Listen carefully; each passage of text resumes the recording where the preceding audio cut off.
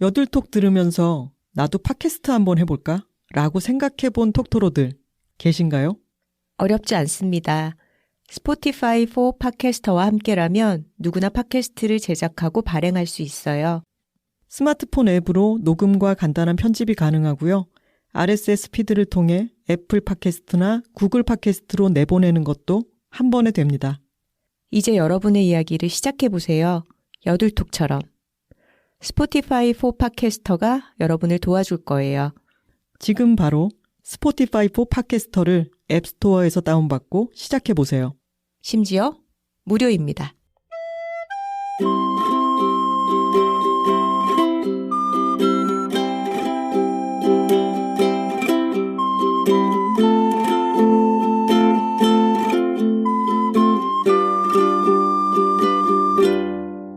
여자둘이 토크하고 있습니다. 안녕하세요. 김하나입니다. 안녕하세요. 황선우입니다. 선우씨. 네, 하나씨. 축하드립니다. 뭘요? 최다죽, 최선을 다하면 죽는다가 지금 1위를 달리고 있더라고요. 네, 감사드립니다. 이게 다 톡토로들의 파워 아니겠어요? 아, 놀라웠습니다. 지금 에세이 부문에서 쟁쟁한 책들이 많은 가운데 네. 최다죽이 쭉 올라가더니만 1위가 되었습니다. 네. 책이 발간되자마자 여둘톡에서 처음으로 온 오프라인 막론하고 처음으로 북토크를 했는데 톡토로 분들이 많이 들어주시고 또 방학이 끝나고 돌아온 걸 환영을 해주시고 방송 듣자마자 또 책을 주문을 해주셔서 지금 일주일 만에 이렇게 많은 사랑을 받고 있습니다. 톡토로 분들 감사드립니다. 책 인증샷들이 올라오고 있는데 리뷰들도 참 좋더라고요. 지난 방송에서 우리 혼비 씨가 또 너무 웃기는 말들을 많이 해가지고 저도 다시 들으면서 진짜 재밌었어요. 그 목탁에서 재간 부리고 이런 부분은 다시 들어도 너무 웃기더라고요. 맞습니다. 저희의 컴백을 환영해 주셔서 고맙습니다. 네. 그리고 선우 씨. 네. 토킹 한번 가십니까? 아, 그러지 말입니까? 저희 지금 약간 단아까체에 빠져 있습니다. 저희가 이렇게 될 줄은 정말 꿈에도 몰랐습니다. 네, 많은 분들이 짐작하시겠지만 사이렌 불의 섬을 보고 지금 좀 정신이 혼미해요. 너무 한꺼번에 멋있는 여자들을 많이 알게 돼가지고 좀 어지럽지 않습니까? 맞습니다. 저희 방송의 모토가 뭐죠? 좋은 걸 좋다고 말하기. 그렇죠. 오늘은 사이렌 불의 섬에 대해서 좋다고 한번 말해 보시렵니까? 이렇게는 잘 안 쓰나? 어색한데? 보시지 말입니까? 아, 보시지 말입니까? 톡깔 한번 가야죠.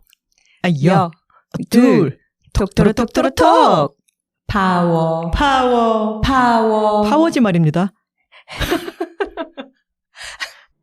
예능 프로그램이 우리에게 재미와 즐거움을 주고 네. 한순간에 피로를 잊게 해주는 것도 큰 역할을 하는 거잖아요. 그럼요.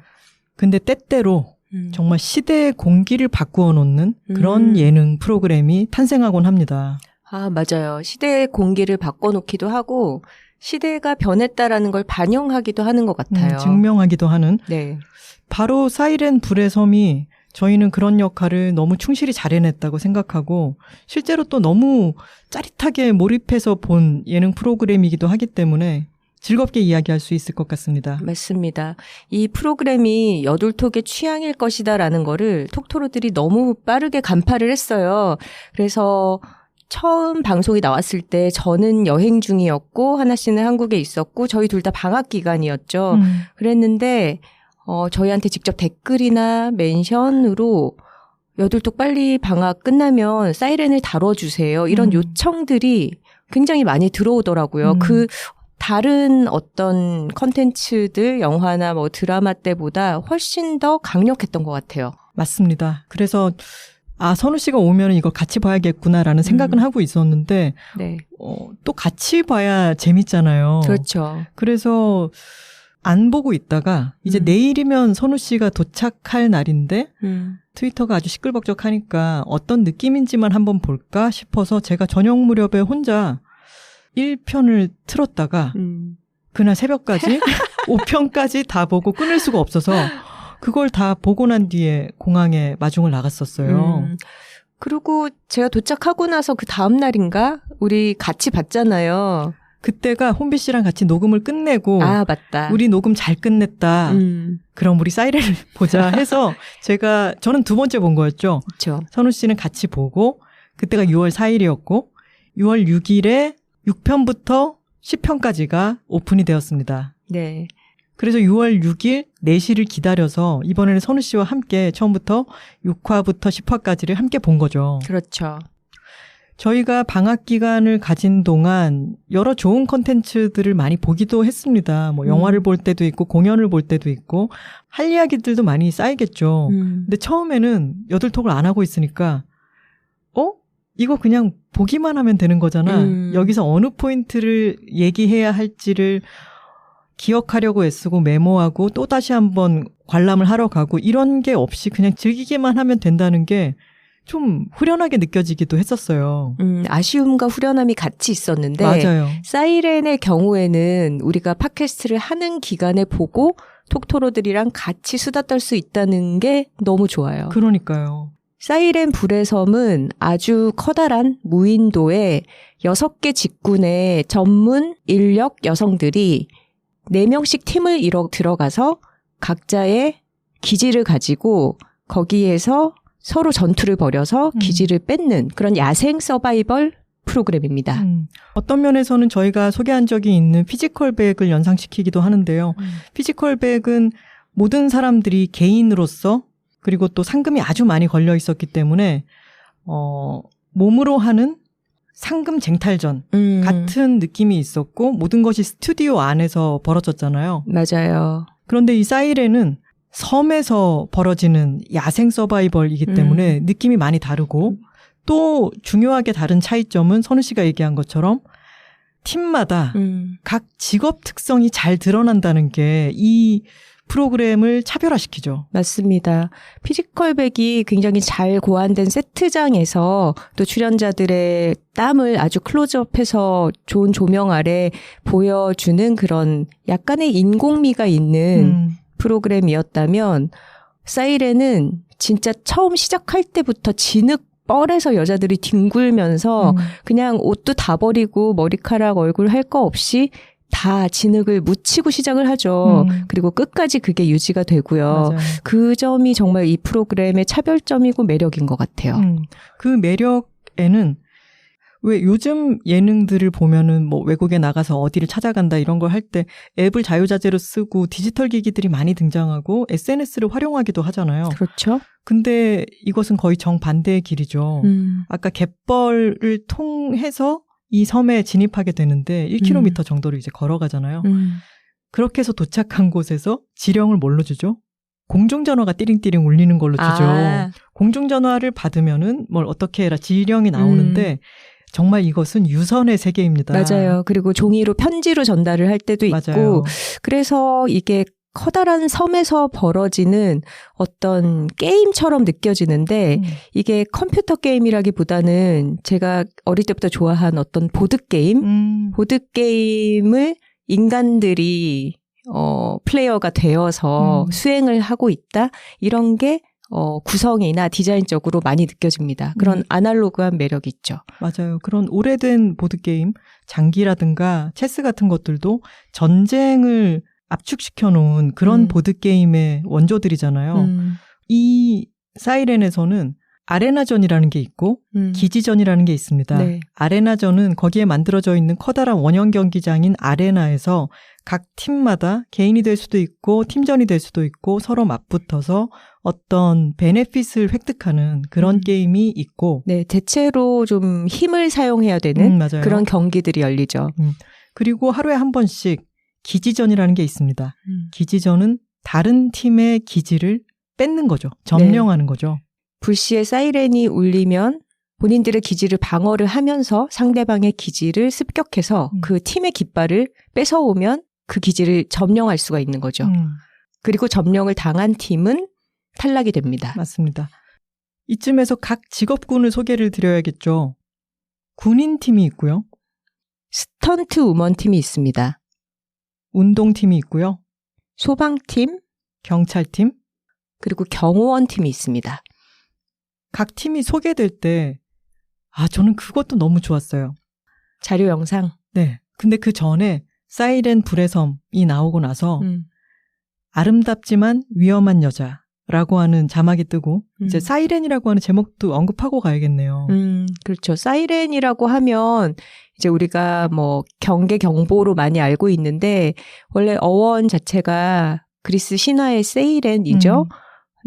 뱃사람들을 유혹한다고 알려진 바다의 어떤 요물 같은 존재이고 그것이 항상 뭔가 위협적인 여성, 정말로 아름답지만 위험한 그런 여성의 대명사처럼 문화적으로 이어져 왔죠.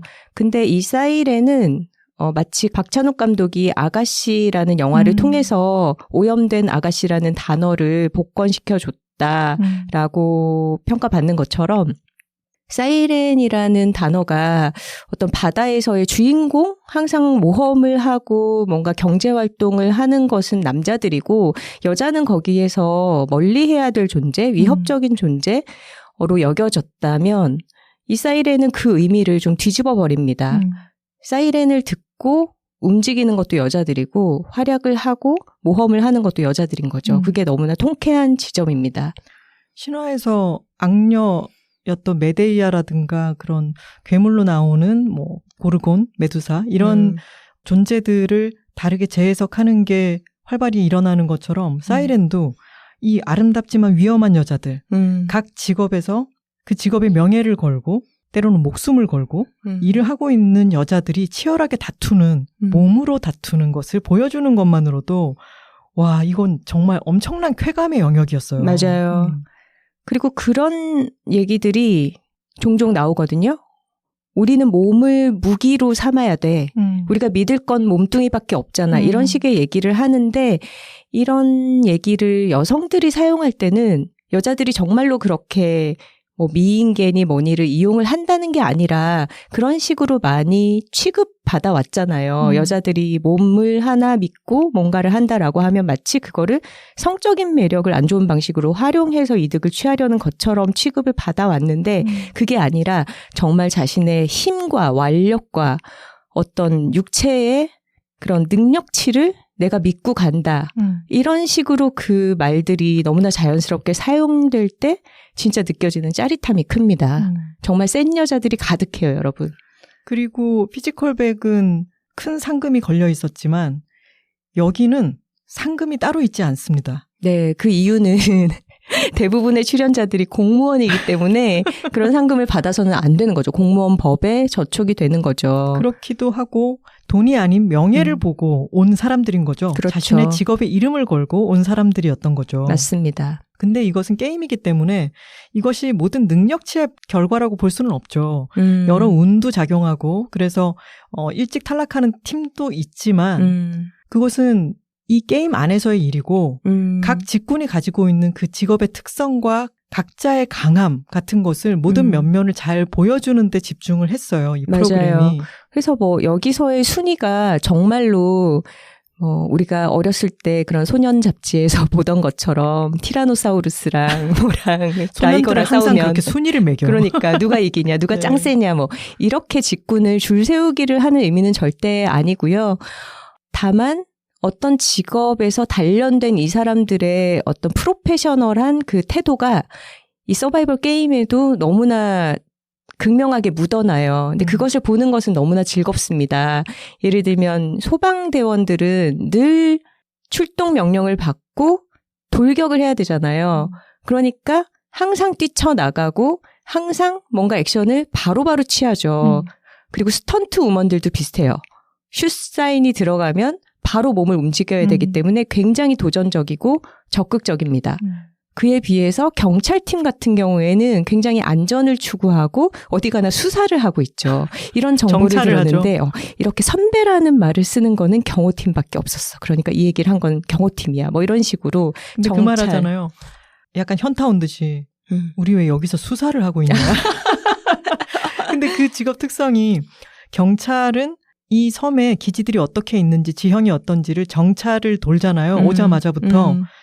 근데 자기 집을 지킬 생각을 못 하잖아요. 아, 그렇죠. 근데 사실 경찰은 그 지역의 안전을 담당하는 사람들이니까 계속 밖으로 순찰, 정찰을 돌고 맞아요. 경찰서를 은행도 습격하진 아닌데 않잖아요. 습격하고 털러가지는 않잖아요. 제 발로. 그러니까 자신의 집을 지켜야 된다는 어떤 생각이 딴 데보다는 좀 옅은 편이고. 그렇죠. 그런 반면 군인팀을 보면 정말 매복과 불침번 같은 것이 너무나 일상화되어 있습니다. 맞아요. 그래서 항상 기지에 한 명을 남겨두고 그리고 어떤 정보를 나눌 때도 누가 지켜보는 사람이 없는지 늘 그걸 경계하고 항상 중요한 얘기를 할 때는 바깥으로 이렇게 둘러싸고 등을 보이면서 가운데서 은밀하게 일을 진행시키죠. 맞아요.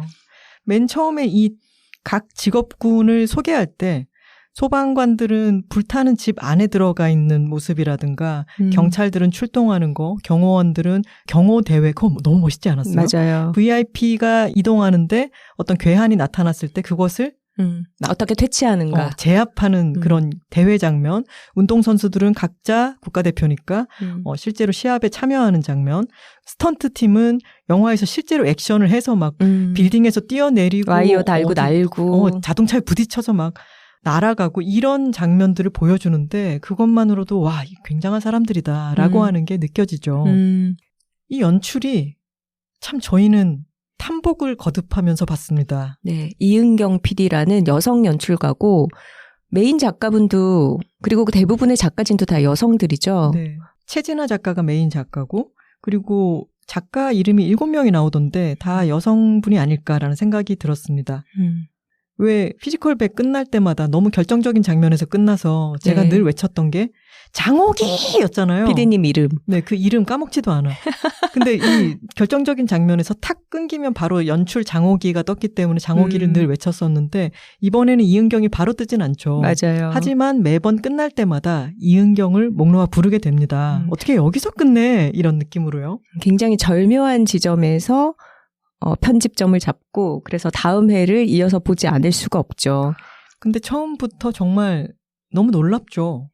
일단 저 장면들을 어떻게 찍었지? 갯벌에서 오가는 장면을 보면은 갯벌에 다리가 빠져가면서 어떤 카메라맨이 옆에 있다는 게 느껴지는데 또 드론샷으로 쫙 빠져서 보면은 정말 참가자들밖에 보이지 않는 네. 무한한 넓은 갯벌에 발자국 남기면서 가는 한 팀을 너무 외롭게 보여주는 장면 같은 걸 보면은 도대체 어떻게 찍었지? 이런 의문이 들었는데 트위터에 어느 업계분이 비슷한 의문을 가졌다가 그런 말씀 하시더라고요.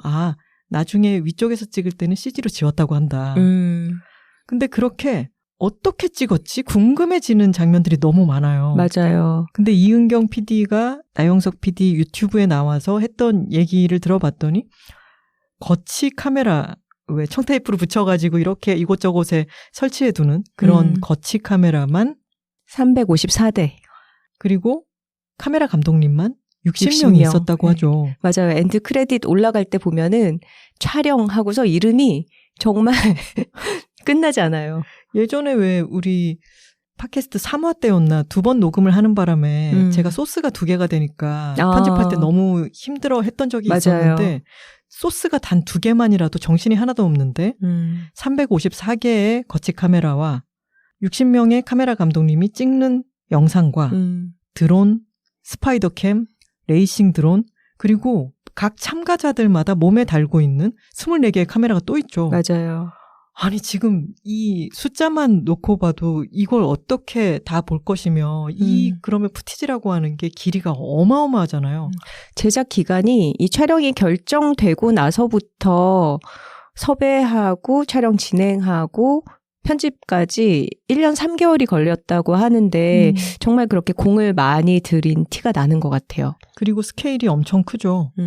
서산에 있는 이 무인도 불의 섬이라고 불리는 곳은 3만 평이라고 합니다. 네. 이 이은경 PD는 TVN에 있을 때 나영석 PD의 연출부로 일을 하면서 여러 가지를 배웠다고 하고요. 놀랍게도 이 사이렌이 이번에 입봉작이라고 합니다. 맞아요. 네. 이 여성 PD가 사실 저는 그 부분이 조금 짜릿했어요. 그러니까 나영석 PD가 예능계에서 굉장히 걸출한 인물이긴 하지만 삼시세끼 어촌편 같은 데서 보면은 그 섬에서 지내면서 이제 어떻게 판을 깔고 출연자들에게 재미있는 상황이 벌어질 수 있는지 이런 것들을 아마도 자신의 연출팀 PD에게 가르쳐 줬겠죠. 근데 그런 노하우들을 습득해서 자기 이름을 걸고 처음으로 메인 PD가 되어서 만든 작품이 훨씬 스케일이 크잖아요. 네. 그리고 말하자면 소위 말하는 어떤 여성적인 코드가 아니라 이렇게 다른 방식으로 여성적인 코드죠. 그렇죠. 그러니까 이 PD님의 취향 자체는 운동을 굉장히 좋아하고 되게 성취지향적이고 경쟁과 게임과 이런 걸 굉장히 좋아하는 분이라고 하더라고요. 그래서 그런 본인의 취향을 반영해서 이런 아주 대형작을 내놨다는 게 아주 재미있는 포인트였습니다. 맞아요. 대형작이라서 놀라운 것도 있고 또 저희가 감탄한 부분은 연출의 세련됨이었습니다.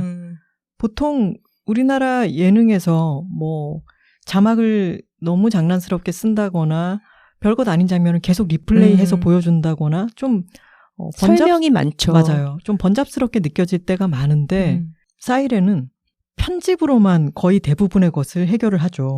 아주 다양한 앵글과 각도 그리고 사이사이에 인서트 컷 같은 것은 이곳이 자연이 아주 승한 섬이니까 뭐 개가 뻘밭을 기어가는 장면이라든가 새들이 날고 석양 뭐 이런 것들을 보여주는데 거기에 음악을 기가 막히게 매칭을 시키잖아요. 그 출연자들의 어떤 심리 같은 것을 이 섬의 어떤 자연물, 맞아요. 사물들, 생물들을 통해서 보여주는 것도 굉장히 세련됐다고 느껴지고 음악 사용을 아주 잘해서 긴장감을 돋구는데 그게 과하지 않고 굉장히 세련됐습니다.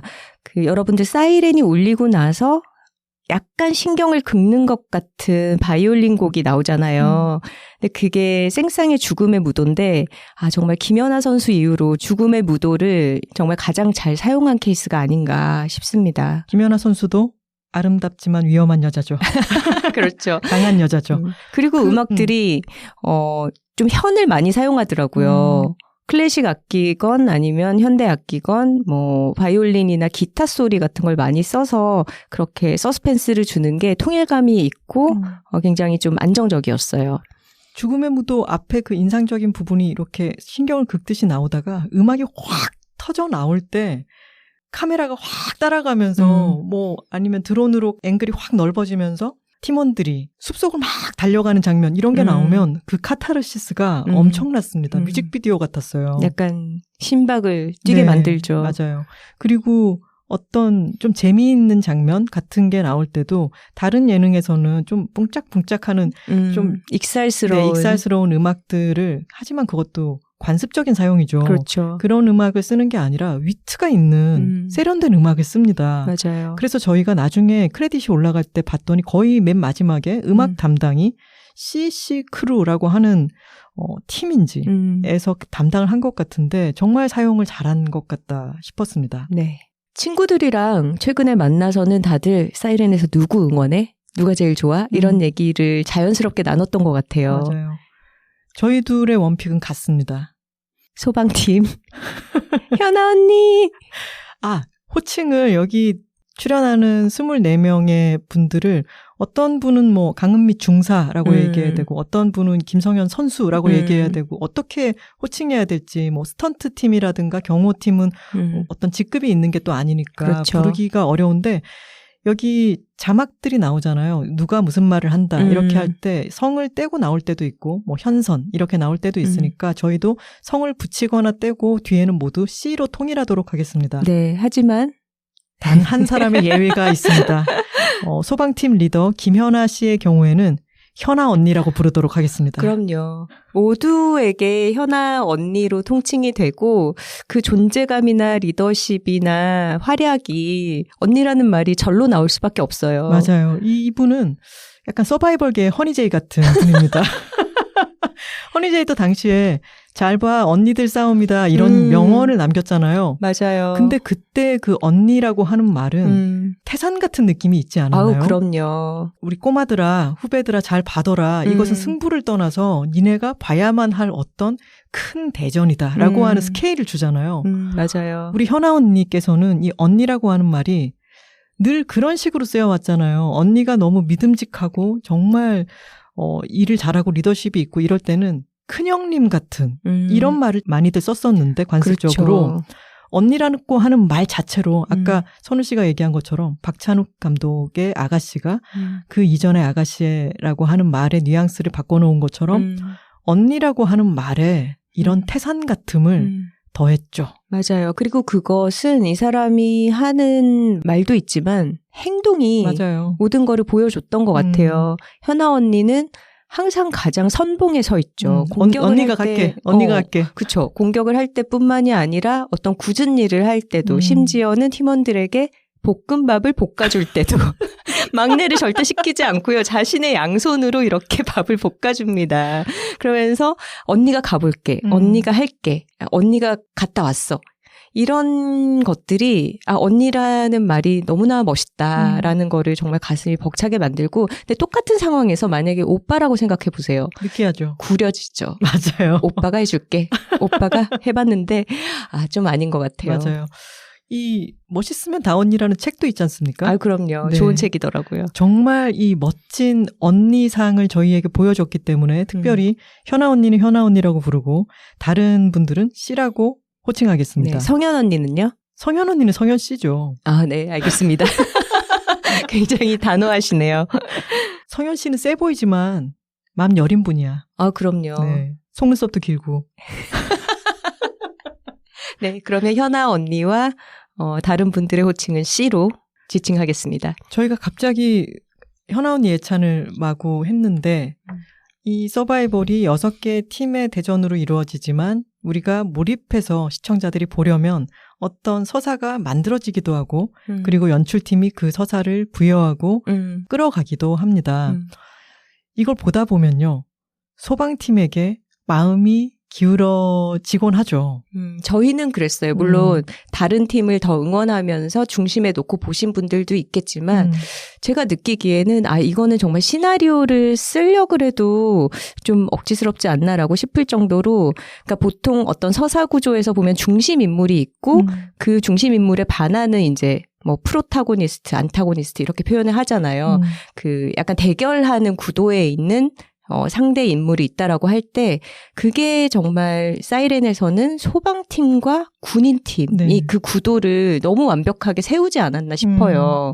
그리고 소방팀에게 마음이 기울어지게 되는 것은 현아 언니가 처음부터 저희가 막 너무 좋아하거나 그러지는 않았어요. 지켜보고 있었죠.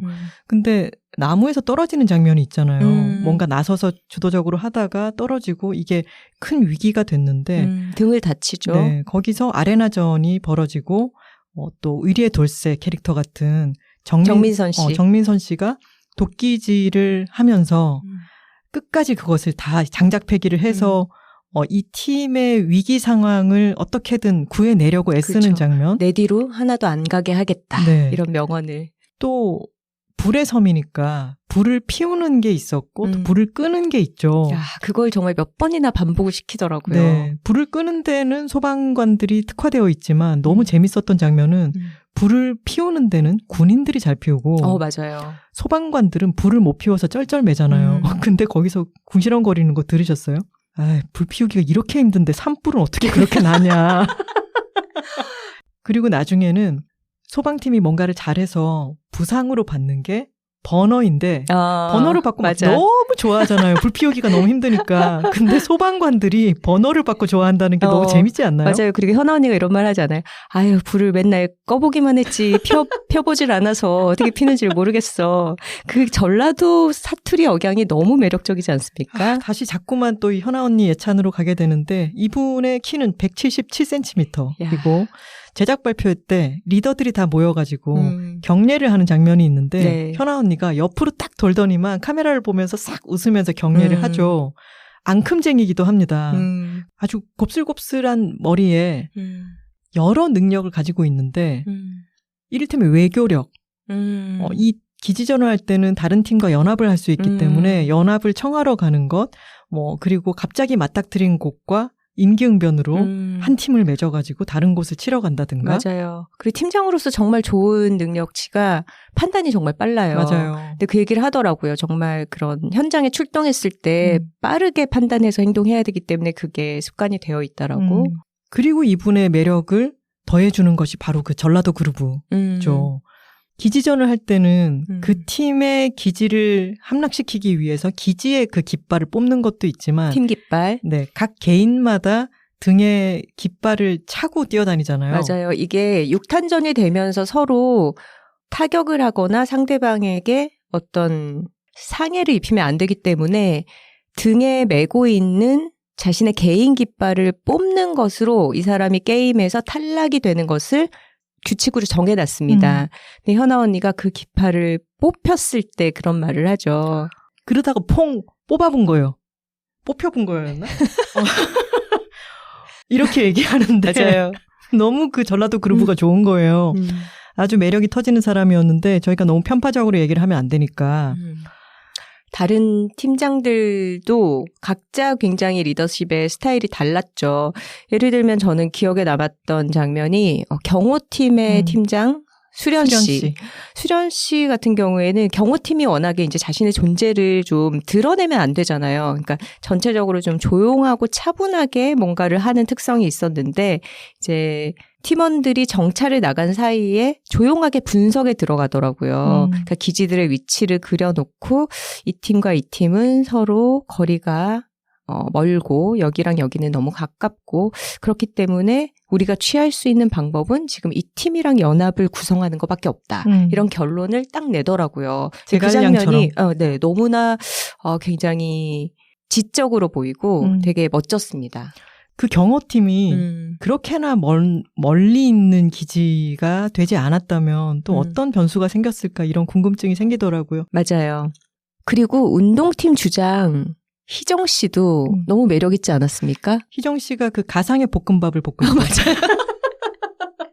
그 카바디라고 하는 저에겐 조금 생소한 단체 격투기를 하시는 분인데 저는 이 카바디에 대한 관심이 희정 씨 덕분에 생겼어요. 맞아요. 저는 그런 종목을 처음 들어봤는데 이분도 정말 판단이 빠르고 민첩하죠. 맞아요. 네. 그리고 굉장히 팀에 활력을 부여하는 그런 생기 넘치는 캐릭터고 이제 처음에 갯벌에서 모든 팀원이 다 도착을 해야지 지령을 받아서 시작을 할 수 있는 그런 상황에서 뒤처지는 팀원을 위해서 자신은 일찍 도착을 했지만 아직 못 온 팀원을 위해서 온 길을 되돌아가잖아요. 맞아요. 그때 정말 눈물 났어요. 근데 힘든 기색 하나 없이 맞아요. 뒤처진 팀원이 미안해라고 하면 그런 말 하지 말아요 이러면서 그냥 씩씩하게 계속 움직이죠. 맞습니다. 얘기를 하다 보니까 지금 여기 등장인물들이 사투리를 막 쓰잖아요. 현아 언니 전라도 사투리 쓰고 희정 씨는 경상도 사투리 쓰고 깡미 중사님도 네. 깡미 씨도 통영 사투리 맞아요. 막 쓰고 근데 그런 것도 너무 좋아요. 어떤 말투를 소위 말하는 어떤 여성스럽게 하려는 노력이 없고 맞아요. 옷차림도 마찬가지죠. 저는 군인팀 스포츠 브라 차림으로 그냥 훌러덩 맞아. 아무렇지도 않게 다리 쩍 벌리고 앉아있고 너무 좋았어요. 너무 좋아요. 지금 군인팀에 대해서는 할 말이 많죠. 그럼요. 조금 이따 얘기하기로 하고 네. 말투도 그렇지만 목소리도 왜 여자 아이돌들 인터뷰하는 걸 보면은 목소리를 나는 무해하다 그리고 나는 아주 귀엽다 여리고 높게 내는 경우가 많잖아요. 그렇죠. 어린아이처럼 말을 하면서 그게 이제 사회적으로 그런 것들이 선호되니까 그렇게 말투들을 사용하는 경우가 있는데 그러니까 그 반대로 음성 자체도 굉장히 저음인 사람들이 맞아요. 많고 그걸 굳이 높여서 얘기하지 않죠. 여기 사이렌에서는. 맞아요. 그리고 말투도 뭔가 곱게 다듬어지지 않은 그런 말투를 사용하는 게 아주 쾌감이 있습니다. 날것의 말투를 막 쓰죠. 이쯤에서 이제 군인팀 얘기를 해야 될 텐데 아까 소방팀은 그런 서사가 있었죠. 뭐 팀장이 다치고 그것을 위기를 극복하기 위한 우직하고 책임감 있는 멤버. 그리고 그들이 뭔가를 해낸다. 그리고 그 기지전을 하면서 연합을 하고 그때 보여주는 의리와 신뢰라든가 그런 것들을 보면서 소방팀에 대한 호감도가 쌓여간다면은 처음에 봤을 때는 이 아까 안타고니스트 얘기를 했지만 군인팀이 빌런을 맞습니다. 그래서 군인팀은 막 세게 말하고 죽여버린다고 하고 얍삽하게 말할 때도 많고 약간의 허세가 내내 녹아있죠. 네, 약간 뭐라 그래야 될까요? 매드맥스 퓨리로드에 나오는 워보이들 같이 예 전쟁 막 이런 느낌으로 처음에는 좀 밉상인 느낌이 있고 그리고 그 죽여버린다 이런 식의 워딩이 다른 팀들을 굉장히 도발하죠. 네, 맞아요. 도발할 필요가 없을 때도 도발을 많이 하고 그래서 이제 초반에 볼 때는 군인팀은 또 한 사람 한 사람이 잘 보여요. 다들 개성이 강하고 기술도 많기 때문에 그래서 호감을 좀 가졌다가 어떤 결정타가 있습니다. 군인팀이 잘못을 하죠. 그때는 군인팀이 비열했습니다. 분위기가 너무 과열되어 있고 그래서 게임이 중지되는 위기까지 가는데 그러고 나서 군인팀이 페널티를 받죠. 그랬을 때 그것에 대해서 깨끗이 승복을 하죠. 맞아요. 그거를 바로 그렇게 반성하는 장면을 이어서 보여준 것도 제작팀이 배려가 있었던 것 같아요. 이 사람들이 필요 이상으로 또 비난을 받을 필요는 없으니까요. 근데 처음에는 저는 1화부터 5화까지는 저 지금까지 3번 봤잖아요. 볼 때마다 재밌고 이전에 못 봤던 것들이 계속 보이기 때문에 맞아요. 여러분들도 한번 보신 분들 좀 다른 사람들이랑 같이 또 한번 보시면 진짜 재밌습니다. 근데 다시 보니까 군인 팀들은요, 사실은 스타 플레이어들이 가득한 팀이죠. 서바이벌이잖아요. 여기에는 막 생존 전문가도 있고 이 막사 안에서 생활하고 이런 것에 군인들보다 더 잘할 사람이 어디 있겠습니까? 그럼요. 잠시 부연하자면 깡미 씨가 생활의 달인에 서바이벌 달인으로 맞아요. 출연해서 생존 전문가. 네, 2020년 그 해의 생활의 달인 대표상을 받았습니다. 그래서 처음 볼 때는 저도 군인팀이 너무나 강력하고 이 사람들의 호전적인 어떤 스타일, 그런 화려한 전투 플레이 이런 것 때문에 제가 이제 다른 팀을 응원하면서 스트레스를 많이 받았어요. 약간 단아까채를 쓰는 날건달 같은 이미지가 있어요. 그렇죠. 그래서 이 사람들이 또 다음에 어떻게 공격할까 이러면서 좀 두근거리고 불안했기 때문에 군인팀에 대해서 조금 더 부정적인 평가를 했다면 두 번째는 이제 결과도 다 알고 그런 스트레스에서 놓여나서 봤잖아요. 그러니까 군인팀이 너무 귀여운 거예요. 귀여운 데다가 미덕이 너무 많죠. 네. 그리고 그렇게 약간 건들건들 대면서 말끝마다 죽는다 죽인다 이런 말을 쓰는 것도 어떻게 보면 그들은 정말 그 사기라는 것을 계속해서 함양시켜야 되는 집단 안에서 진짜 전투력을 키우면서 생활을 한 사람들이잖아요. 그러니까 그 사람들에게 되게 필요한 어떤 말 습관이었겠구나 싶고 그리고 이 saram들이 가진 어떤 그런 생존 기술 같은 게 정말로 되게 근사해 보이더라고요. 이를테면 오히려 조화 같은 게 완전히 체득이 되어 있는 사람들이죠. 군인들이 대답을 다 오케이 라고 얘기를 하고 그리고 뭐 천둥이 친다 그러면 죽기에 좋은 날씨다 죽이기에도 좋은 날씨다 한다든가 뭔가 기세가 한 번도 떨어지지 않아요. 맞아요. 이 사람들은 풀이 죽거나 짜증을 내거나 지친 기색이 한 번도 나오지 않고 계속해서 뭘 해야 되지 않을까? 그러면 제가 가보겠습니다.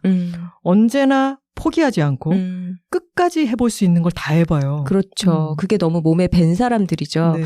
하나 씨는 매드맥스의 워보이를 얘기했는데 저는 정말 어떤 대항에서 세이렌인 여자가 아니라 잭 스페로우처럼 이렇게 해적으로 활약하는 그런 집단 같아서 너무 신났어요. 군인팀 보면서. 매드맥스의 워보이들 없으면은 재미 하나도 없겠죠. 그렇죠.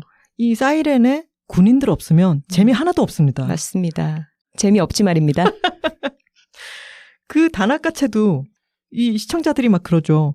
우리나라는 이 군사 문화와 군사부 일체, 유교 문화 이런 것들, 가부장제 이런 게 다 얽혀가지고 군인들의 단아까채라고 하는 게 일반인들에게 놀림감이 될 때도 많고 거부감을 많이들 갖고 있잖아요. 너무 경직된 것 같고. 근데 사이렌을 봤더니 단아까채가 왜 이렇게 매력이 있는가. 너무 따라하고 싶지 말입니다. 특히나 진짜 그 폭파 전문가인 현선 씨라든가 표적 분석관인 나은 씨라든가 전문 기술들을 다 갖고 있고 그리고 우리가 한 팀을 생각했을 때 그 팀의 이름이 바로 다 나오는 팀은 군인팀밖에 없어요. 보문 팀장님도 고공침투를 하는 분이었고 맞아요. 깡미 씨, 강은미 씨는 특전사 출신이죠. 생존 전문가이기도 하고 모두가 기술이 너무너무 많은 거죠. 아까 정민선 씨가 도끼로 장작을 패는 기술에 대한 이야기를 했는데 물론 민선 씨는 소방관이니까 불을 끄는 기술에 특화가 돼 있겠지만 깡미 씨의 경우 장작 패기 진짜 잘하잖아요. 근데 깡미 씨에게 장작 패기는 그가 할 수 있는 수천 개의 기술 중 한 가지입니다. 그렇죠. 네. 그리고 하나도 힘든 기색이 없이 아주 즐기면서 하죠. 못되게 말하면서. 그래서 군인팀은 싫은 짓을 너무 많이 하지만 미워할 수가 없는 팀입니다. 맞아요. 그리고 다시 보니까 귀엽더라니까 그 껄렁껄렁한 게. 맞아요. 적어도 최애팀 셋에는 저는 군인이 들어가더라고요. 처음에는 그럴 줄 몰랐는데 몇 번을 보니까 그렇게 되더라고요. 군인팀이 되게 상명하복의 조직이잖아요. 그래서 그 안에서는 자기 상급자가 뭘 시키면 다 해야 되죠. 뭐 혼자 남겨져서 매복을 하면서 정보를 찾아야 되면은 정말 깜깜하고 너무 무서운 데서도 아무렇지 않게 혼자 남아야 되고 그런 엄격한 조직인 동시에 가장 좀 건들건들 껄렁껄렁하고 훌러덩훌러덩 아무 데서나 벗고 이런 사람들이 모여 있다는 게 사실 어떻게 보면은 한국 사회에서 여성들이 교육받는 방식은 되게 온순하고 고분고분하고 부드러울 것을 장려받으면서 그렇게 잘하지만 그렇기 때문에 되게 못하는 게 많잖아요. 통제를 많이 받잖아요. 맞아요. 보이지 않는 사회적인 규율 속에서. 근데 그것에 좀 정반대에 있는 집단이 군인팀의 여성들인 것 같아서 맞아요. 저는 볼수록 되게 정이 갔습니다. 제가 어디서 글을 읽었는데 왜 긴장되거나 할 때 화장실 가서 몸을 막 기지개 켜면서 아니면 이렇게 유인원 자세 같은 거? 이런 걸 취하면서 고릴라처럼 좀 크고 과감하고 뭐 몸을 펼치는 동작? 그런 동작을 하면 코르티졸 수치가 내려가고 뭐 다리를 쩍 벌린다거나 책상 위에 다리를 올린다거나 이런 걸 해도 코르티졸 수치가 낮아진다는 거예요. 근데 여자들에게 항상 잔소리하는 게 다리 모으고 앉아라. 여자애가 몸가짐이 그게 뭐니. 그리고 몸을 더 작게 만들 것을 계속해서 강요를 하죠. 맞아요. 코르티졸은 스트레스 호르몬입니다. 근데 그 여자애가 그게 뭐니라고 하지 말라고 하는 것을 다 뭐 거리낌 없이 해버리는 것을 보았을 때 느껴지는 쾌감. 맞아. 우리의 스트레스 지수도 낮춰지는 것 같은 그 쾌감. 장군님들이야. 맞아요. 장군님들이에요. 다들 계급은 장군이 아니지만 우리 마음속에서 장군이라고. 맞아요. 그리고 또 재밌는 거는 군인들은 삽질을 잘할 것 같죠. 그래서 삽질을 하는 목마른 자가 우물 판다라고 하는 아레나전이 있었을 때 군인들이 삽질을 잘 하겠지라고 생각했고 실제로 잘 하죠. 근데 다른 팀들도 삽질을 잘하고 삽질을 잘 해야 되는 이유가 다 있어. 맞아.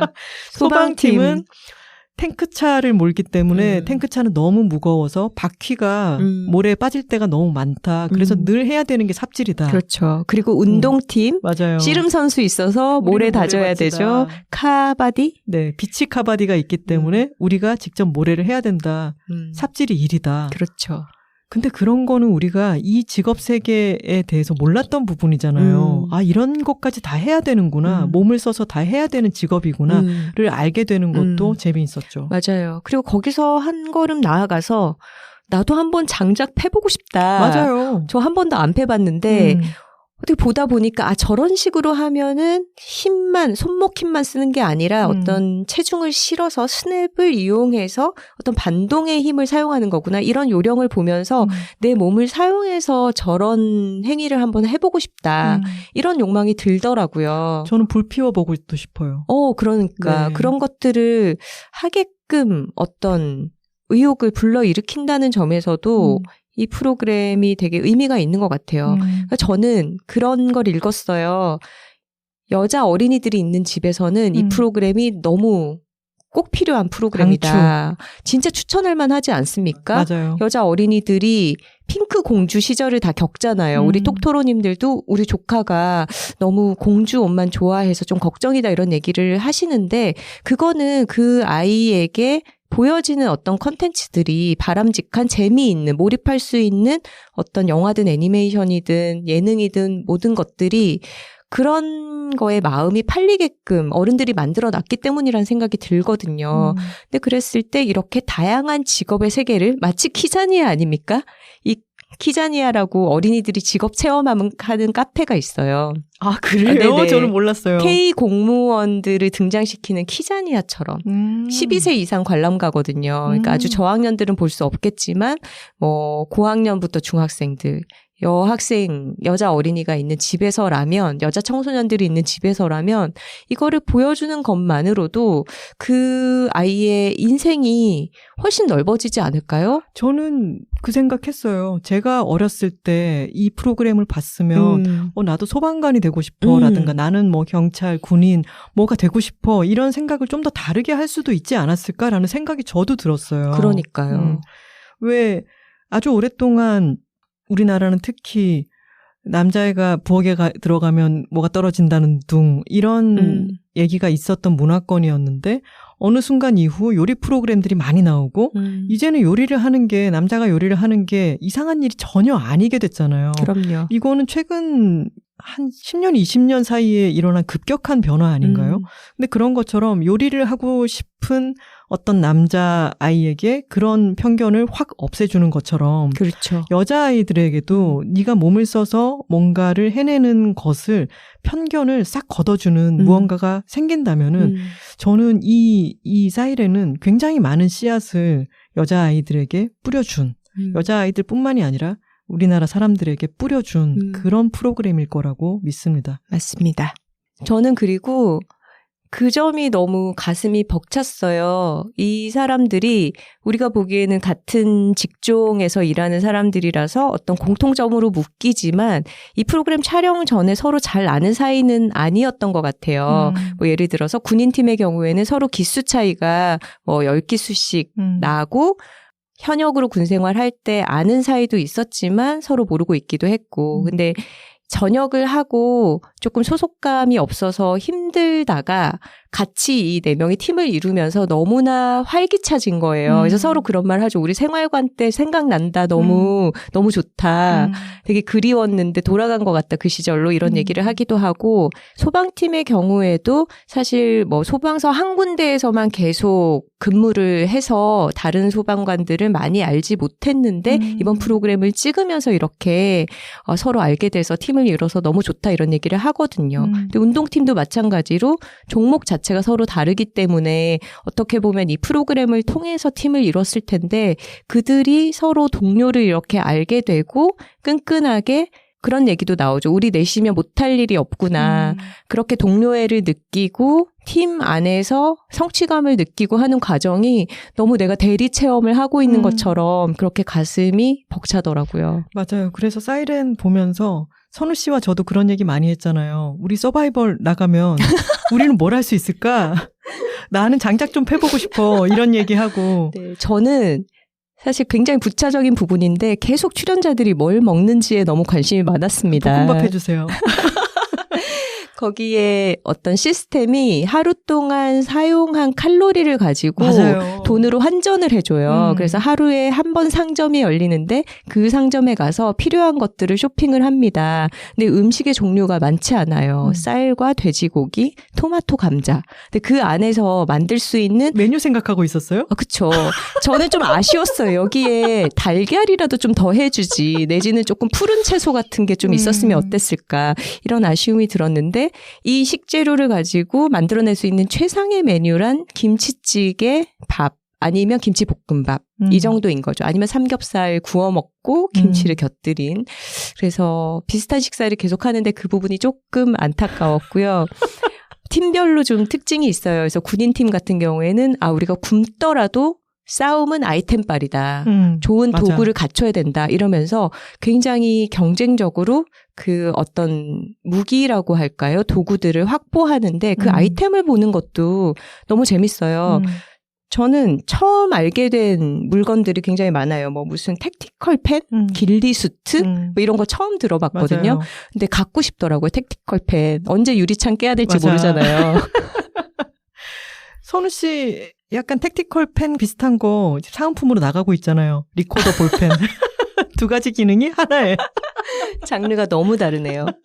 그리고 군인들은 연막탄 같은 걸 사가지고 그걸 또 사용하기도 하고 맞아요. 그런 아이템의 효용 같은 것을 그리고 사용법을 다 알고 있잖아요. 그런 걸 적극적으로 활용하는 것도 군인팀을 보는 재미였죠. 맞습니다. 그리고 운동팀은 그 칼로리를 환전하는데 첫날 너무 깜짝 놀랐던 게 너무 부자들이야. 아니 팀원 4명이 다 하루에 사용한 칼로리가 1000이 넘더라고요. 그러니까 다 합치면 4000이 훨씬 넘고 그렇죠. 김성현 씨 같은 경우에는 1800이 넘었어요. 저는 그런 숫자 정말 처음 봤어요. 어떻게 제가 그렇지? 진짜 활동을 많이 했다 싶은 날 800대 정도가 나오거든요. 아, 정말 깜짝 놀랐습니다. 근데 일부러 칼로리를 더 소모하기 위해서 막 섬을 몇 번씩 뛰고 거기 공용 공간에 있는 운동 기구들을 사용해서 그 김민선 씨 턱걸이 하는 거 보셨죠? 아, 너무 클라이밍 멋있었어요. 선수. 정말 대단하더라고요. 체구는 작지만 클라이밍 선수기 때문에 상체, 이 전완 너무 두껍지 않습니까? 팔이 발달해서 그리고 그 자신의 신체적 능력을 활용해서 기지전 때도 높은 곳에 침투하거나 이런데 아주 특화되어 있죠. 그리고 다른 예능들에서는 뭐 어떤 사람들을 모아놓고 뭐 음식을 놓고 뭐 말잇기 게임을 한다든가 음식이 식어가는데 게임을 하고 지면은 뭐 뺏어간다든가 뭐 이런 것들을 하는데 저는 그런 게 재밌지가 않거든요. 저는 음식을 식어서 먹는 거 굉장히 싫어하잖아요. 그래서 고통스러워요. 그리고 그 사람들이 아주 특화되어 있는 잘하는 그런 것도 아니니까 너무 이제 놀이인 거잖아요. 근데 거기서도 되게 재미있는 장면들이 터져 나올 때들이 있으니까 효용이 있다는 건 알겠어요. 근데 이 사이렌에서는 칼로리가 화폐로 쓰인다는 거. 이것 자체가 얼마나 컨셉추얼합니까? 몸을 통해서 말하는 여자들의 세계를 게임을 보여주겠어 라고 하면서 거기 안에서 통용되는 화폐 자체를 칼로리로 한다는 거 이런 것들도 너무 잘 설계한 프로그램이라는 생각이 들었어요. 맞습니다. 보고 있으면 뭐 운동팀뿐만이 아니라 다른 팀들도 일을 잘하기 위해서 정말 경찰팀 뭐 소방팀 할 거 없이 다들 운동을 너무 열심히 하고요. 진짜 나도 좀 이 몸뚱아리를 움직이고 싶다. 뭐 좀 무거운 거 좀 들고 싶다. 좀 높이 올라가고 싶다. 이런 의욕이 샘솟습니다. 그렇지 말입니다. 그리고 각자 직업 특성이 계속 드러난다 이야기를 했는데 운동선수들의 경우에는 희정 씨가 그런 말을 하죠. 모든 운동이 수비가 먼저다. 수비가 되고 나서 공격을 하는 거다. 그렇기 때문에 운동팀은 초반에는 잘 움직이지 않죠. 맞아요. 계속해서 수비를 하려고 하고 그것도 운동팀의 특성이었고 또 운동팀은 룰에 완전히 따라야 되기 때문에 심판이랑 룰 이런 것에 깨끗이 승복하는 것 그것 자체가 스포츠 정신이기 때문에 거기에 되게 맞춰져 있습니다. 맞습니다. 그래서 군인 같은 경우에는 룰이 어딨어.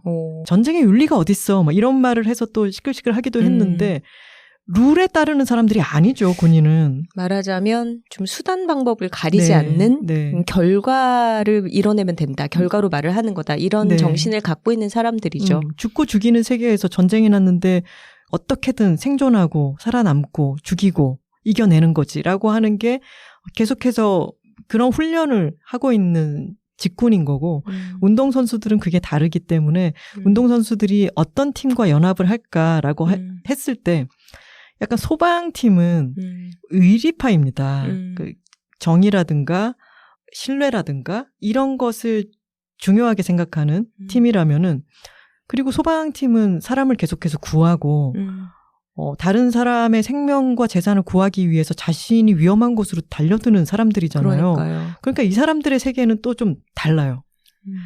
근데 운동선수는 우리가 어느 팀이랑 싸워야 승률이 더 높겠냐. 이걸 생각하는 것은 이제 성현 씨가 그런 얘기를 하는데 유도 선수잖아요. 뭐 토너먼트를 해서 올라간다 그러면은 내가 누구랑 해야 더 우승 가능성이 높을까 이렇게 계산할 수밖에 없고 그런 게 이 직업 특성이기도 하잖아요. 그렇죠. 그렇기 때문에 이런 수많은 다른 직업들이 만나는 게 너무 재밌어지는 거예요. 맞아요. 판단 기준도 다르고. 많은 순간에 그 직업에서 쌓아온 어떤 노하우와 전략이 반영이 되죠. 그리고 재밌었던 부분이 사실 팀의 한 명의 강력 독특한 캐릭터가 있으면 그 팀이 유리한 거는 맞아요. 그러니까 예를 들어서 현아 언니 키가 아주 크고 육체적인 능력이 뛰어나죠. 그리고 성현 씨도 마찬가지고요. 그렇게 신체적인 능력이 뛰어난 사람이 한 명 팀에 포함돼 있을 때 그 팀의 어떤 역량이 올라가는 것은 사실이에요. 근데 사이렌에서는 그런 어떤 스타 플레이어가 있다고 해서 팀이 승리하지 않는다는 게 저는 재미였던 것 같아요. 그러니까 말하자면 이 팀의 어떤 승률 내지는 향방을 결정하는 게 팀원들끼리 서로 어떤 보여주는 말이나 태도 이런 것의 에너지 레벨이 되게 컸던 것 같거든요. 그런 순간들이 계속 나와요. 그러니까 지금 객관적으로는 우리가 질 것 같은 어떤 위기감, 공포, 불안 이런 게 누구에게나 다 있단 말이에요. 근데 그랬을 때도 그 두려움을 서로 내색하지 않고 어떻게든 좋은 에너지를 불어 넣어주면서 그리고 사기를 진작시켜 가면서 그렇게 게임을 풀어나가는 팀원이 많을 때 결국 결과가 좋더라고요. 근데 그거 최강은 군인팀이었는데? 아, 하지만 군인팀은 끝까지 그래서 강한 생명력을 보여주잖아요. 그러니까 그게 되게 의미가 있죠. 저는 또 운동팀에서 재밌었던 거는 각 팀이 지령을 받을 때 전화가 오잖아요. 팀의 맞아요. 집이라든가 뭐 쉘터 같은 곳으로 전화가 오는데 모든 팀이 경호팀입니다. 스턴트팀입니다. 이렇게 봤는데 운동팀만 여보세요? 너무 민간인. 각자 따로따로니까. 그리고 그 화이팅 구호도 마찬가지죠. 다들 뭔가 직업을 반영한 그런 구호를 외치잖아요. 뭐 예를 들면 군인팀은 피 끓는 전후에 우리는 하나. 존버 솔저. 그리고 소방팀은 언제나 늘 현장처럼. 이런 구호가 있는데. 현장처럼 이래야 되지 않을까요?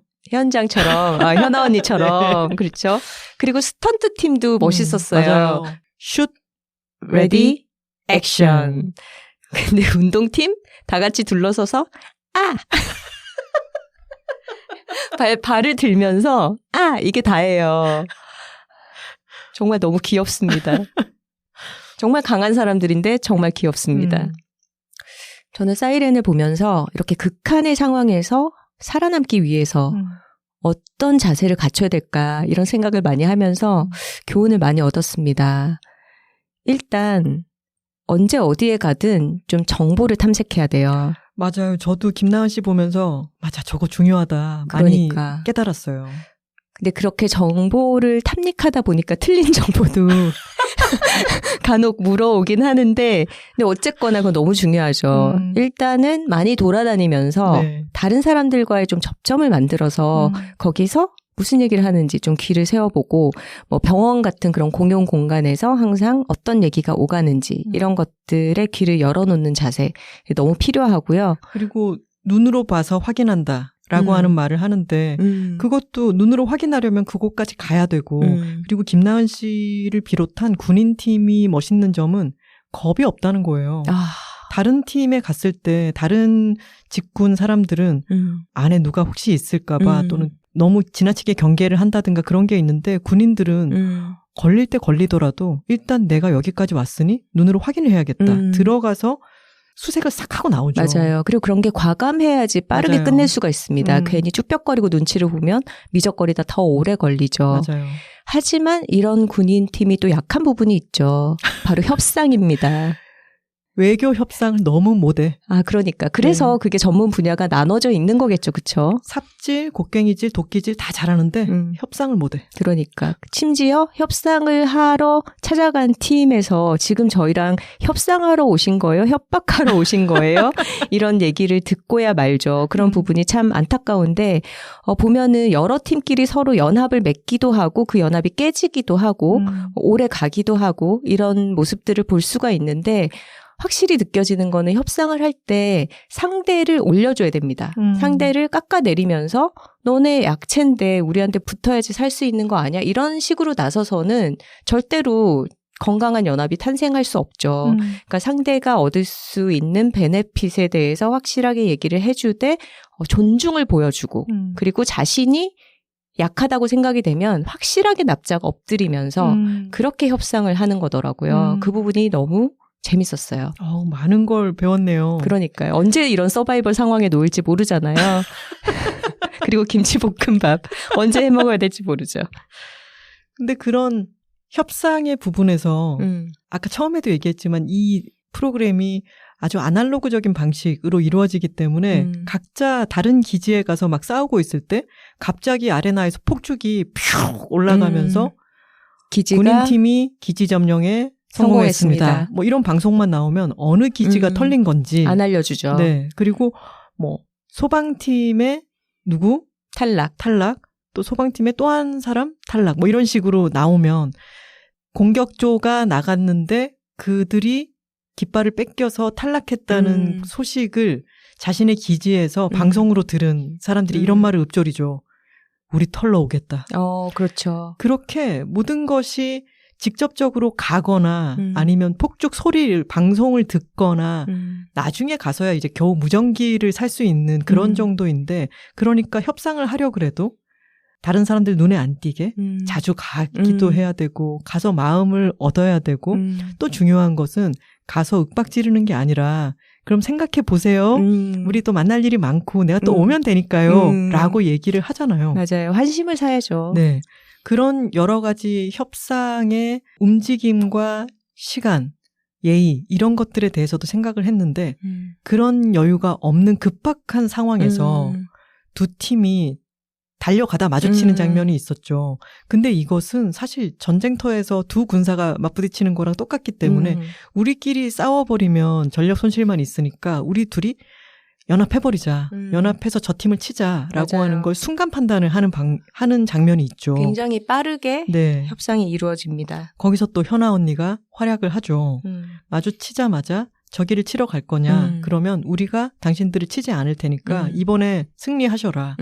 그렇게 깃발을 뽑으셔라. 기지를 가지셔라. 우리가 도와주겠다. 그래놓고 자신이 먼저 그들에게 등을 보이면서 달려나가죠. 그러니까요. 신뢰를 얻기 위해서 그렇게 했다. 왜냐하면 등에는 자신의 깃발이 매달려 있기 때문에 그것을 뽑아도 좋다라는 네. 어떤 자신의 약점을 보여주는 거죠. 맞아요. 이거는 진짜 중세시대에 악수라는 게 처음 생겨난 게 내가 무기를 갖고 있지 않다라는 거를 확인시켜 준 거라면서요. 거의 그 정도의 고전미예요. 맞아요. 그리고 사이렌이 알려준 생존의 기술, 가장 큰 정신은 뭐냐면 뭐라도 해봐야 된다예요. 맞아요. 그게 너무 중요합니다. 그러니까 진짜 그 상황에서는 우리가 똑같이 처해 있어도 사실 판단이 잘 안 되고 어떤 정보가 없기 때문에 어떻게 행동해야 될지 우왕좌왕하다가 저희는 굉장히 빠르게 죽었겠죠. 그렇죠. 하지만 시청자의 입장이다 보니까 왜 저기서 저렇게 안 해라는 말이 나오잖아요. 근데 그 상황에서도 뭐라도 빨리 해보는 사람들이 있어요. 그리고 자기 자신이 개인으로는 희생이 되고 탈락이 되더라도 그 팀 안에서는 분명히 일보 전진을 이뤄내는 게 되거든요.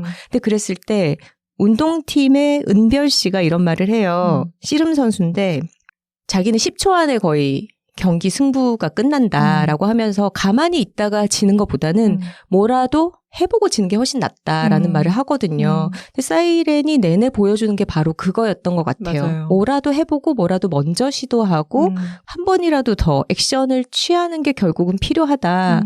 그래서 제가 감동받았던 장면의 하나가 군인팀이 수비전을 벌이는데 자신의 기지를 지키기 위한 어떤 것들을 하는데 그날 비가 엄청 쏟아지는 날이에요. 근데 깡미 씨가 대야에 물을 받아서 자신의 기지를 공격하러 오는 사람들에게 뿌립니다. 어차피 비 물을 오는 다 날, 맞은 그러니까 사람들한테. 비 오는 날 물을 뿌리기라도 하는 거야. 그래. 저는 진짜 눈물 났어요. 맞아요. 그래 저렇게라도 해야 되는 거야. 네. 너무 멋있어요, 여러분.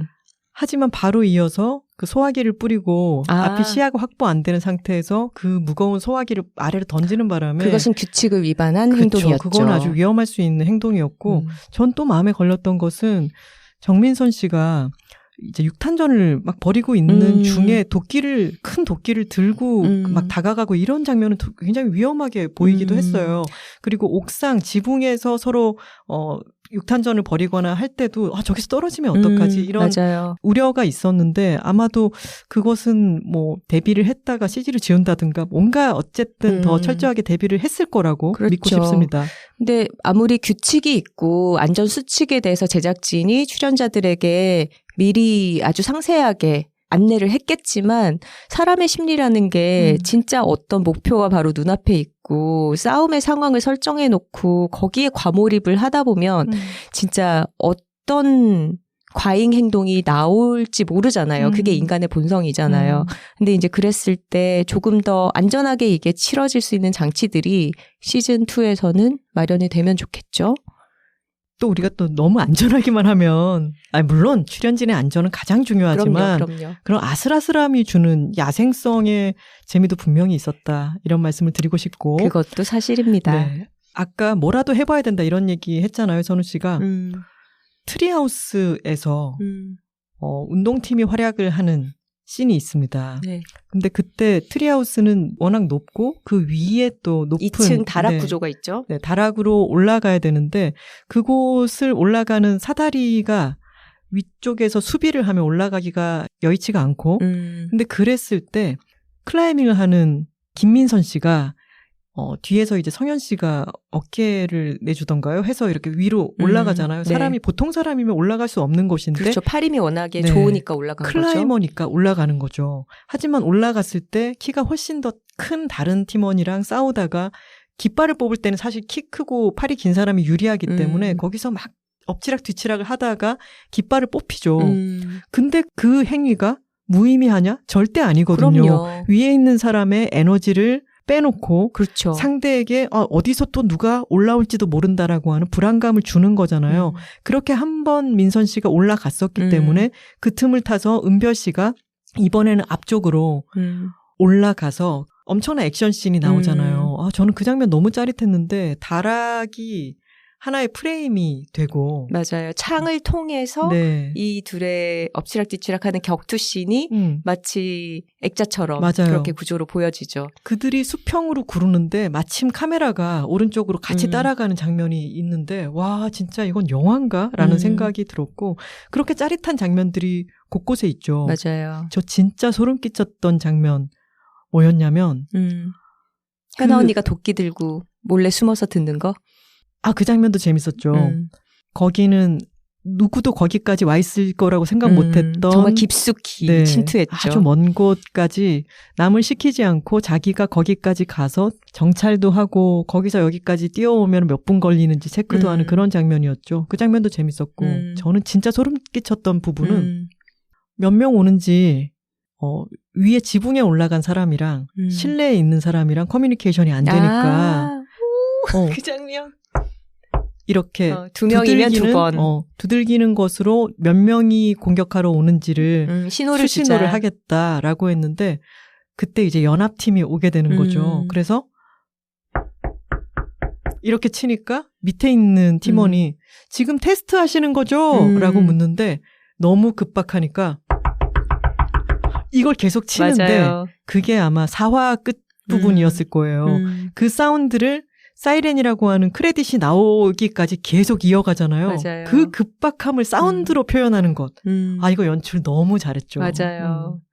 그리고 각자가 짐도 없이 기지로 배치가 되어서 가잖아요. 다 각자 다른 지형에 다르게 생긴 집으로 들어가게 되죠. 근데 뭐 하룻밤 정도 지내고 또 다 우리 집. 우리 집인데 들어오지 마라. 뭐 이런 식으로 얘기를 하는데 그 기지들이 털리잖아요. 맞아요. 함락당하고 맞아요. 굉장히 짓밟히고 사실 더러워지죠. 맞아요. 침대가 뒤집히고 유리창이 깨지고 모든 게 엉망진창이 왜냐하면 그 안을 수색해야 되니까 다 뒤집어 엎어놨을 때 와 저게 얼마나 돌아왔을 때 그래도 우리의 집이었는데 이것이 이렇게 처참하게 부서져 있는 꼴을 봤을 때는 정말 충격적이겠다라는 생각도 들었고 수비가 1명 또는 2명이 있을 때 저쪽에서 막 다른 팀들이 공격을 하러 올 때는 남아있는 사람의 마음은 또 얼마나 불안할까 이런 게 이입돼서 보이더라고요. 맞아요.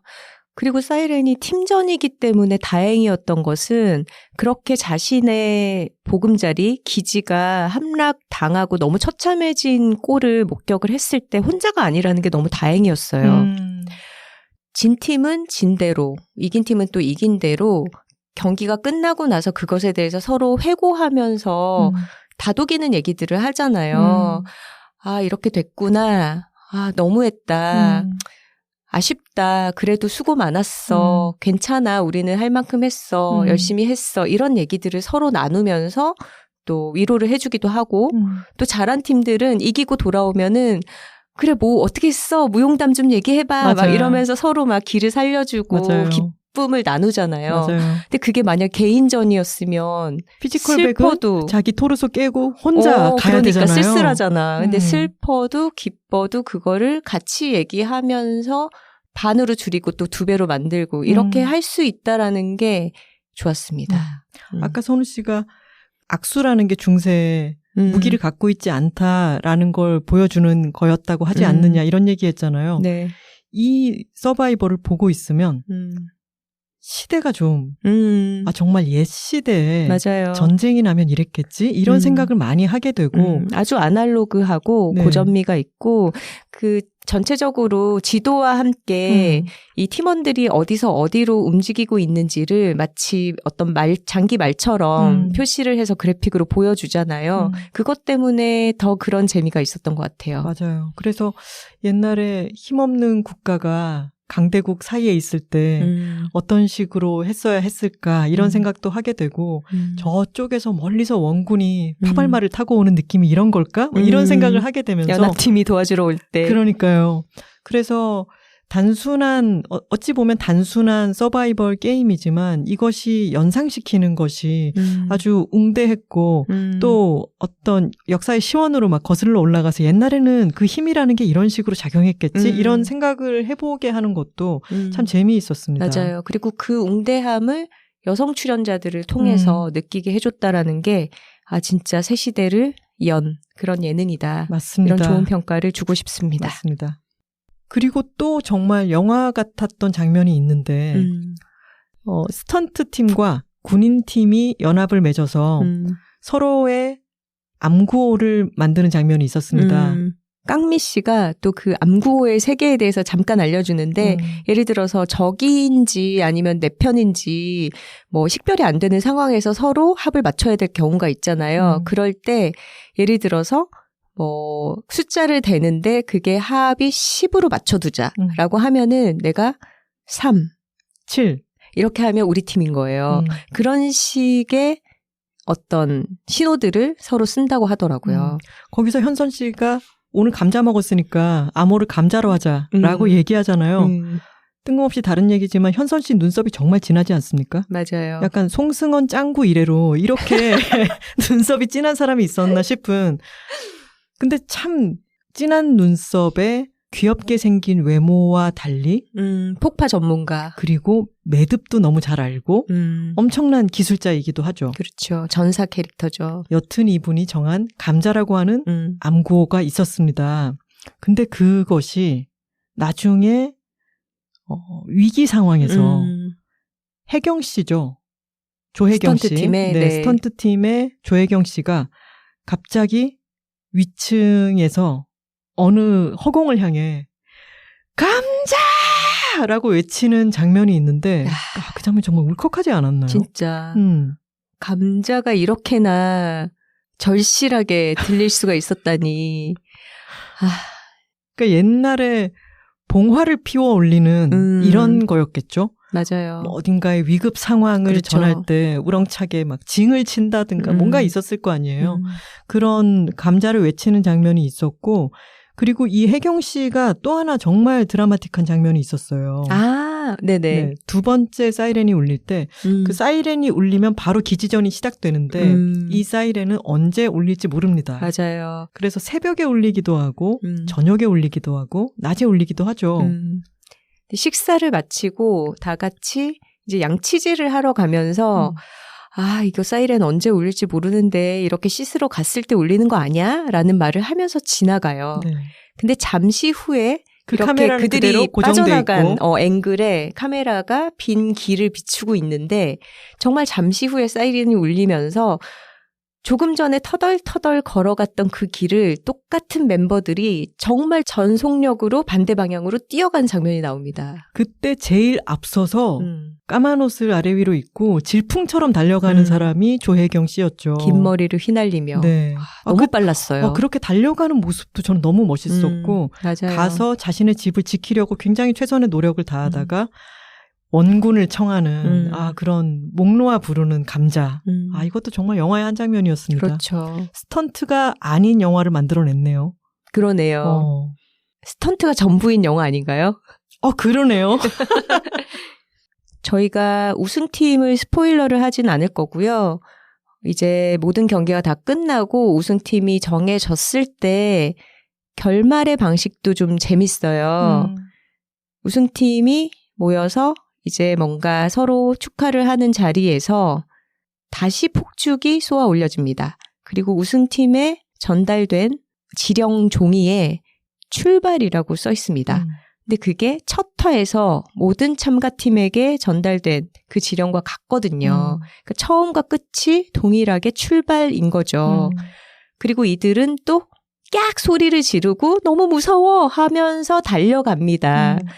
근데 이게 이 여자들이 사실 우리 같은 범인들과 비교하면 너무 강한 존재들이고 체력도 너무 뛰어나고 그게 프로그램 내내 보여지지만 무섭지 않은 게 아니란 말이에요. 내내 긴장 상태에 놓여 있어야 되고 언제 사이렌이 울려서 또 누가 우리를 침략하러 오고 또 내가 공격하러 가는 것도 즐거운 일은 아니잖아요. 무서운 일이죠. 그 두려움과 무서움을 안고서 시간을 보내지만 어쨌거나 해야 되는 일들은 하는 여자들이라는 거. 그렇게 결말을 지은 것도 참 좋았어요. 물론 이게 시즌2를 예고하는 어떤 끝이라고 볼 수도 있겠지만 그렇지 않다고 해도 시작과 끝을 이렇게 수미상관적으로 끝맺은 게 참 산뜻했어요. 맞아요. 그리고 이들이 몸으로 최선을 다해서 각자의 현장에서 살아가는 삶은 계속해서 이어지잖아요. 그렇죠. 다들 현장으로 돌아가서 또 일을 하는 분들이죠.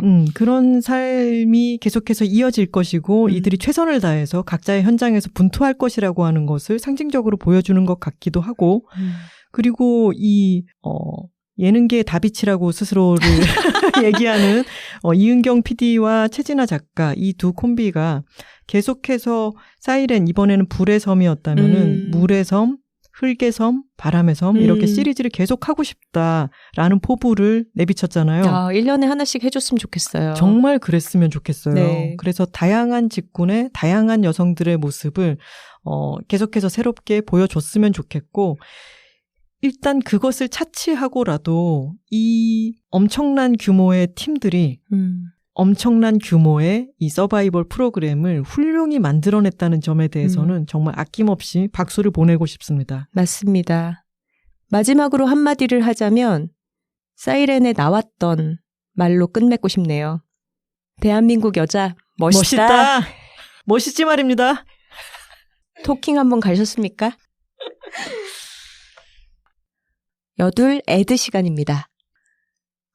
오랜만이네요. 그러니까요. 이 여둘 애드, 이번에 소개해드릴 것도 저희가 오랫동안 직접 사용해본 물건, 브랜드입니다. 맞습니다. 사실은 방학 전에 제안이 들어왔는데 저희가 방학을 가질 예정이어서 그 전에 이제 취재를 하고 제품을 저희 집에서 지금 꽤 길게 사용을 해보고 있죠. 그러면서 굉장히 만족감이 커서 오늘 아주 즐겁게 소개를 할 수 있을 것 같습니다. 이번 여둘 애드는 단음절입니다. 폿입니다. 폿, P-O-T인데요. 일단 쉽게 말씀드리자면은 화분 브랜드라고 말씀을 드릴 수 있을 것 같아요. 네, 한글로 브랜드 이름을 표기를 하니까 한글 이름을 또 같이 소개를 해드려야 될 것 같아요. 피읍 오 밑에 시옷입니다, 여러분. 디귿 아니고 티읕 아니고 시옷입니다. 이 화분을 말하는 폿이기도 하고요.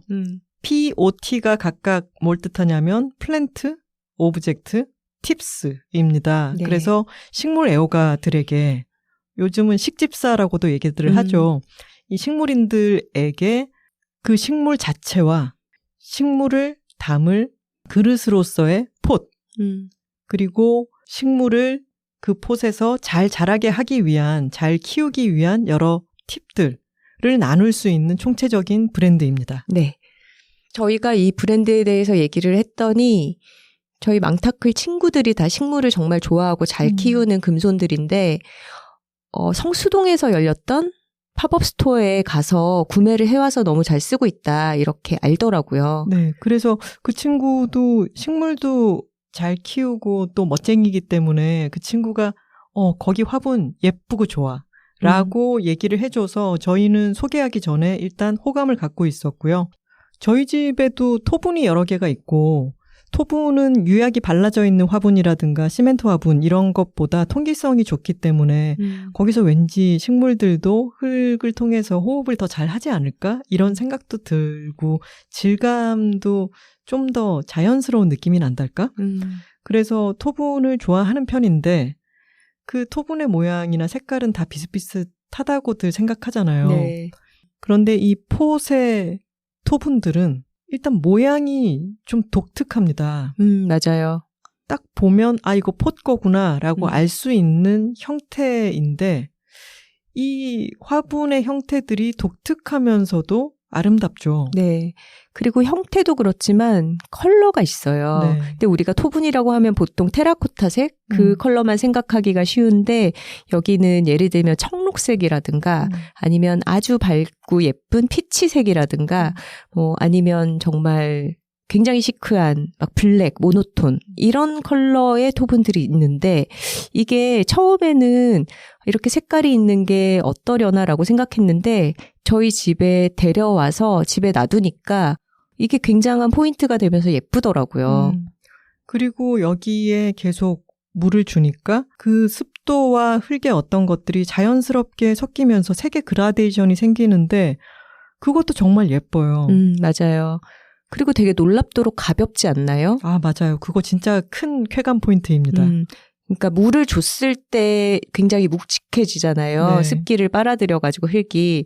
근데 이제 물 줘야 될 때가 돼서 그게 마르고 나면은 아주 가볍습니다. 폿의 화분은 아주 높은 온도에서 굽는 경우에 고화도 화분이라고 부른다고 해요. 그렇게 만들어지고 강도가 높으면서도 통기성이 좋아서 좀 식물을 처음 키우는 약간의 초보자들에게 적합하다고 합니다. 저희가 폿 사무실에 가서 두 여성 사장님들도 뵙고 그리고 그곳에서 같이 흙을 섞어서 폿의 화분에 식물을 심어서 저희에게 선물을 주셨기 때문에 그 두 개의 화분을 저희 집에서 지금 4월부터 지금까지 키우고 있는데요. 특히나 선우 씨가 스페인에 간 동안 제가 화분들을 돌봤잖아요. 깜짝 놀랐어요. 어쩜 이렇게 잘 관리했는지. 애들이 어찌나 뿜뿜 잘 자라고 있는지. 맞아요. 저희 집이 채광이 많이 좋다거나 통풍이 잘 된다거나 이런 집은 아닌데 이 화분에서 크는 아이들이 정말 기분 좋게 뿜뿜 자라고 있고 아까 선우 씨가 말했던 것처럼 들어보면은 무게 차이가 확연히 나기 때문에 얘가 여기 물 싹 다 빨아들이고 지금 물 고파하고 있구나. 목마르구나. 그렇구나라고 하는 거를 딱 느낄 수 있다는 게 화분이 가볍게 들릴 때가 기분이 너무 좋거든요. 잘 마셨다는 뜻이니까 이미. 그렇죠. 근데 그렇게 물을 주고 나서 그 옆에 있는 우리가 원래 갖고 있던 토분을 들어보면은 물을 줬을 때나 안 줬을 때나 똑같이 무거운 거예요. 그거를 쉽게 구분하지 못한다는 게 이게 이런 차이가 있구나. 그리고 여기 폿의 사장님들은 가벼운 화분을 만드는 것을 선호하신대요. 그래서 흙을 배합하는 것도 다른 곳보다 좀 더 가볍게 쓰고 그래서 그러면은 얘들이 좀 잘 못 자라면 어떡하지? 흙에 있는 여러 가지들이 있을 텐데 라는 그런 생각도 잠깐 들었지만 실제로 저희 집에서 잘 자라고 있는 애들을 보니까 이것은 정말 추천할 만하다. 폿뿐만 아니라 여기에서의 흙의 배합이라든가 여기서 식물과 화분을 매치시켜주는 것도 저는 참 재밌었거든요. 맞아요. 그리고 화분의 기형과 식물의 수형을 저희가 직접 보고 골라서 매칭을 해서 심어왔기 때문에 더 애정이 가고 만족도가 높은 것 같습니다. 폿은 단순히 화분을 판매하는 쇼핑몰이라기보다는 가드닝을 좋아하고 식물을 통해서 삶의 기쁨을 얻는 사람들의 어떤 커뮤니티 역할로 지금 성장하려는 그런 시점에 있어요. 그래서 톡토로들에게도 폿에서 열리는 클래스를 오늘 소개해 드리려고 합니다. 하나 씨와 제가 폿을 방문해서 직접 식물을 고르고 또 어울리는 화분을 골라서 이렇게 폿에 고유한 배합토로 식물을 심어서 데려온 것처럼 그런 프로그램을 내용으로 삼는 클래스가 열려요. 클래스의 이름은 Grow Your Green입니다. 폿 홈페이지 www.pot 가운데 줄을 긋고 online.com으로 들어가셔서 클래스 상세 페이지에서 세부 내용을 확인하고 거기에 있는 링크로 네이버 예약을 하시고 나서 다시 상세 페이지로 돌아와서 인원수만큼 결제하면은 예약이 완료된다고 합니다. 예약을 확정하시고 나면은 미리 설문지를 통해서 어떤 환경에서 식물을 키우는지, 원룸인지, 아니면 베란다가 있는 공간인지, 사무실인지 이런 것들을 설문을 통해서 체크를 하고 본인의 환경에 적합한 식물을 미리 준비를 해서 직접 식재를 해보는 경험을 클래스에서 하실 수 있는 거예요. 클래스는 정원 2명에서 4명까지로 구성을 할 수가 있고요. 친한 친구분들끼리 같이 신청을 하면 좋겠죠. 소요 시간은 약 2시간 정도라고 합니다. 그런데 뭔가 지역적인 제약이나 아니면 시간을 내기가 어려워서 클래스에 참가하실 수 없는 분들도 계시잖아요. 이 경우에는 키트를 구입을 하시면 식재할 수 있는 식물부터 화분과 배합토, 깔망, 그리고 설명이 들어간 안내서 이런 것들을 다 한 번에 본인이 직접 할 수 있도록 보내주신다고 해요. 그래서 클래스를 못 들으시는 분들은 키트를 구입해서 이용을 하셔도 좋겠죠. 여기에 톡토로 할인 코드가 있습니다.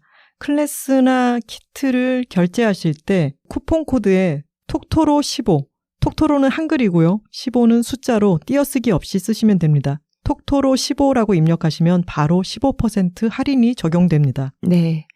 클래스가 10만 원이면은 8만 5천 원으로 할인을 받으실 수가 있는 거죠. 이 폿의 경우 이미 식물을 식재한 화분을 판매해달라라고 하는 요청을 많이 받지만 그렇게 하지 않는 이유는 저희도 가서 실제로 경험해 본 것이죠. 식물을 고르고 또 거기에 어울릴 만한 화분을 찾고 거기에는 화분의 크기, 모양, 색깔 같은 게 작용하겠죠. 그리고 그걸 매치한 뒤에는 흙을 서로 배합하고 그리고 그 흙을 만지고 식물이 그 화분 안에서 제대로 잘 자리를 잡을 수 있도록 손으로 만져주는 그 행위 자체가 너무 중요하다고 생각하기 때문에 심은 채로는 판매를 하지 않는다고 해요. 저도 사실 그렇게 분갈이를 할 때를 제외하고는 아예 흙을 내 손으로 만져가면서 섞고 화분 속에 넣고 식물을 담아서 꾹꾹 다져주고 이런 거를 폿에 갔을 때 처음 경험을 해봤는데 그냥 쇼핑하듯이 식물을 골라서 사올 때와는 느낌이 사뭇 다르더라고요. 그래서 식물을 편애하면 안 되지만 그렇게 데려온 우리 집에 뽀빠이와 콩알이 이름을 붙여주었습니다. 네, 아주 마음이 가는 아이들입니다. 뽀빠이 립살리스와 노경이죠, 콩알이는. 네. 둘 다 약간 볼록볼록하고 아주 귀여운 식물들인데 이 식물들이 선이 날렵하면서도 둥글기도 하고 조형적인 이 폿의 토분들이랑 참 매칭이 잘 되고 예쁩니다. 맞아요. 이분들이 제일 처음 저희에게 의뢰를 하기 위해서 보내주신 메일에는 저희가 그렇게 식물을 심은 채로 판매하지 않는 이유가 당시 이분들이 들으셨던 에피소드에 풍류는 구체성이다 라고 하는 말이 나왔는데 거기에 매우 동의하기 때문이다 라고 말씀을 해주셨어요. 그 메일 중에 한 부분을 읽어볼게요. 식물을 돌보는 일, 그러니까 화분 하나하나 흙을 만져 물 줄 때를 가늠하고 수백 번 허리를 굽혀 잎을 살피는 일은 고된 육체노동이기도 하고 고요한 명상이기도 하다고 종종 생각해요. 계절과 그에 따른 기온, 습도의 변화부터 우리 집에 해가 들어오는 방향이나 깊이에 이르기까지 세세한 변화에 주의를 기울이며 시간의 흐름을 느끼고 그 결과를 눈으로 확인하며 느끼는 위로를 두 작가님과 다른 톡토로 분들과 나누고 싶습니다. 라고 하셨습니다. 네.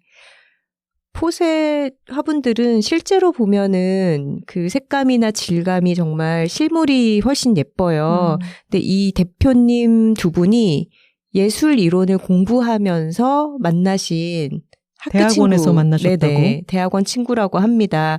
그래서 아무래도 미술을 전공하셔서 미감이 뛰어나지 않나 이런 생각이 들고요. 이분들이 도예가는 아니지만 도예를 하는 장인분들과 협업을 해서 이 형태 하나하나 그리고 질감, 색상 이런 것들을 다 정했다고 해요. 우리 왜 예전에 디카프워 그룹 얘기할 때도 두 분이 창업하게 된 스토리 이런 게 재밌었잖아요. 그러네요. 이분들도 수업에서 각자 식물을 좋아하고 또 한 분은 어머님이 플로리스트 경력이 30년인 분이고 그리고 10년 넘게 실제로 식물을 판매하기도 하시는 분이라고 합니다. 네. 근데 어렸을 때부터 엄마가 늘 식물을 돌보는 모습을 보아왔지만 원래는 본인은 그렇게 관심이 없었대요. 근데 처음에 독립을 했을 때 식물은 절대 우리 집에 들여놓지 않겠다. 이 내 독립한 공간에서 살아있는 건 나 하나면 됐어. 라고 생각을 했었는데 늘 저희가 얘기하지 않습니까? 인간은 연약한 존재입니다. 언제나 좋기만 한 건 아니죠. 자신이 뭐 심리적으로든 어떤 일을 겪었건 해서 마음이 좀 좋지 않을 때 뭔가 살아있는 무언가가 하나 있으면 좋겠다라는 생각이 들어서 화분을 들여오기도 하고 그리고 그 아이를 돌보면서 대표님이 이런 말씀도 하셨어요. 나의 상태가 좋을 때와 나쁠 때에 따라서 식물의 상태가 변한다라고. 맞아요.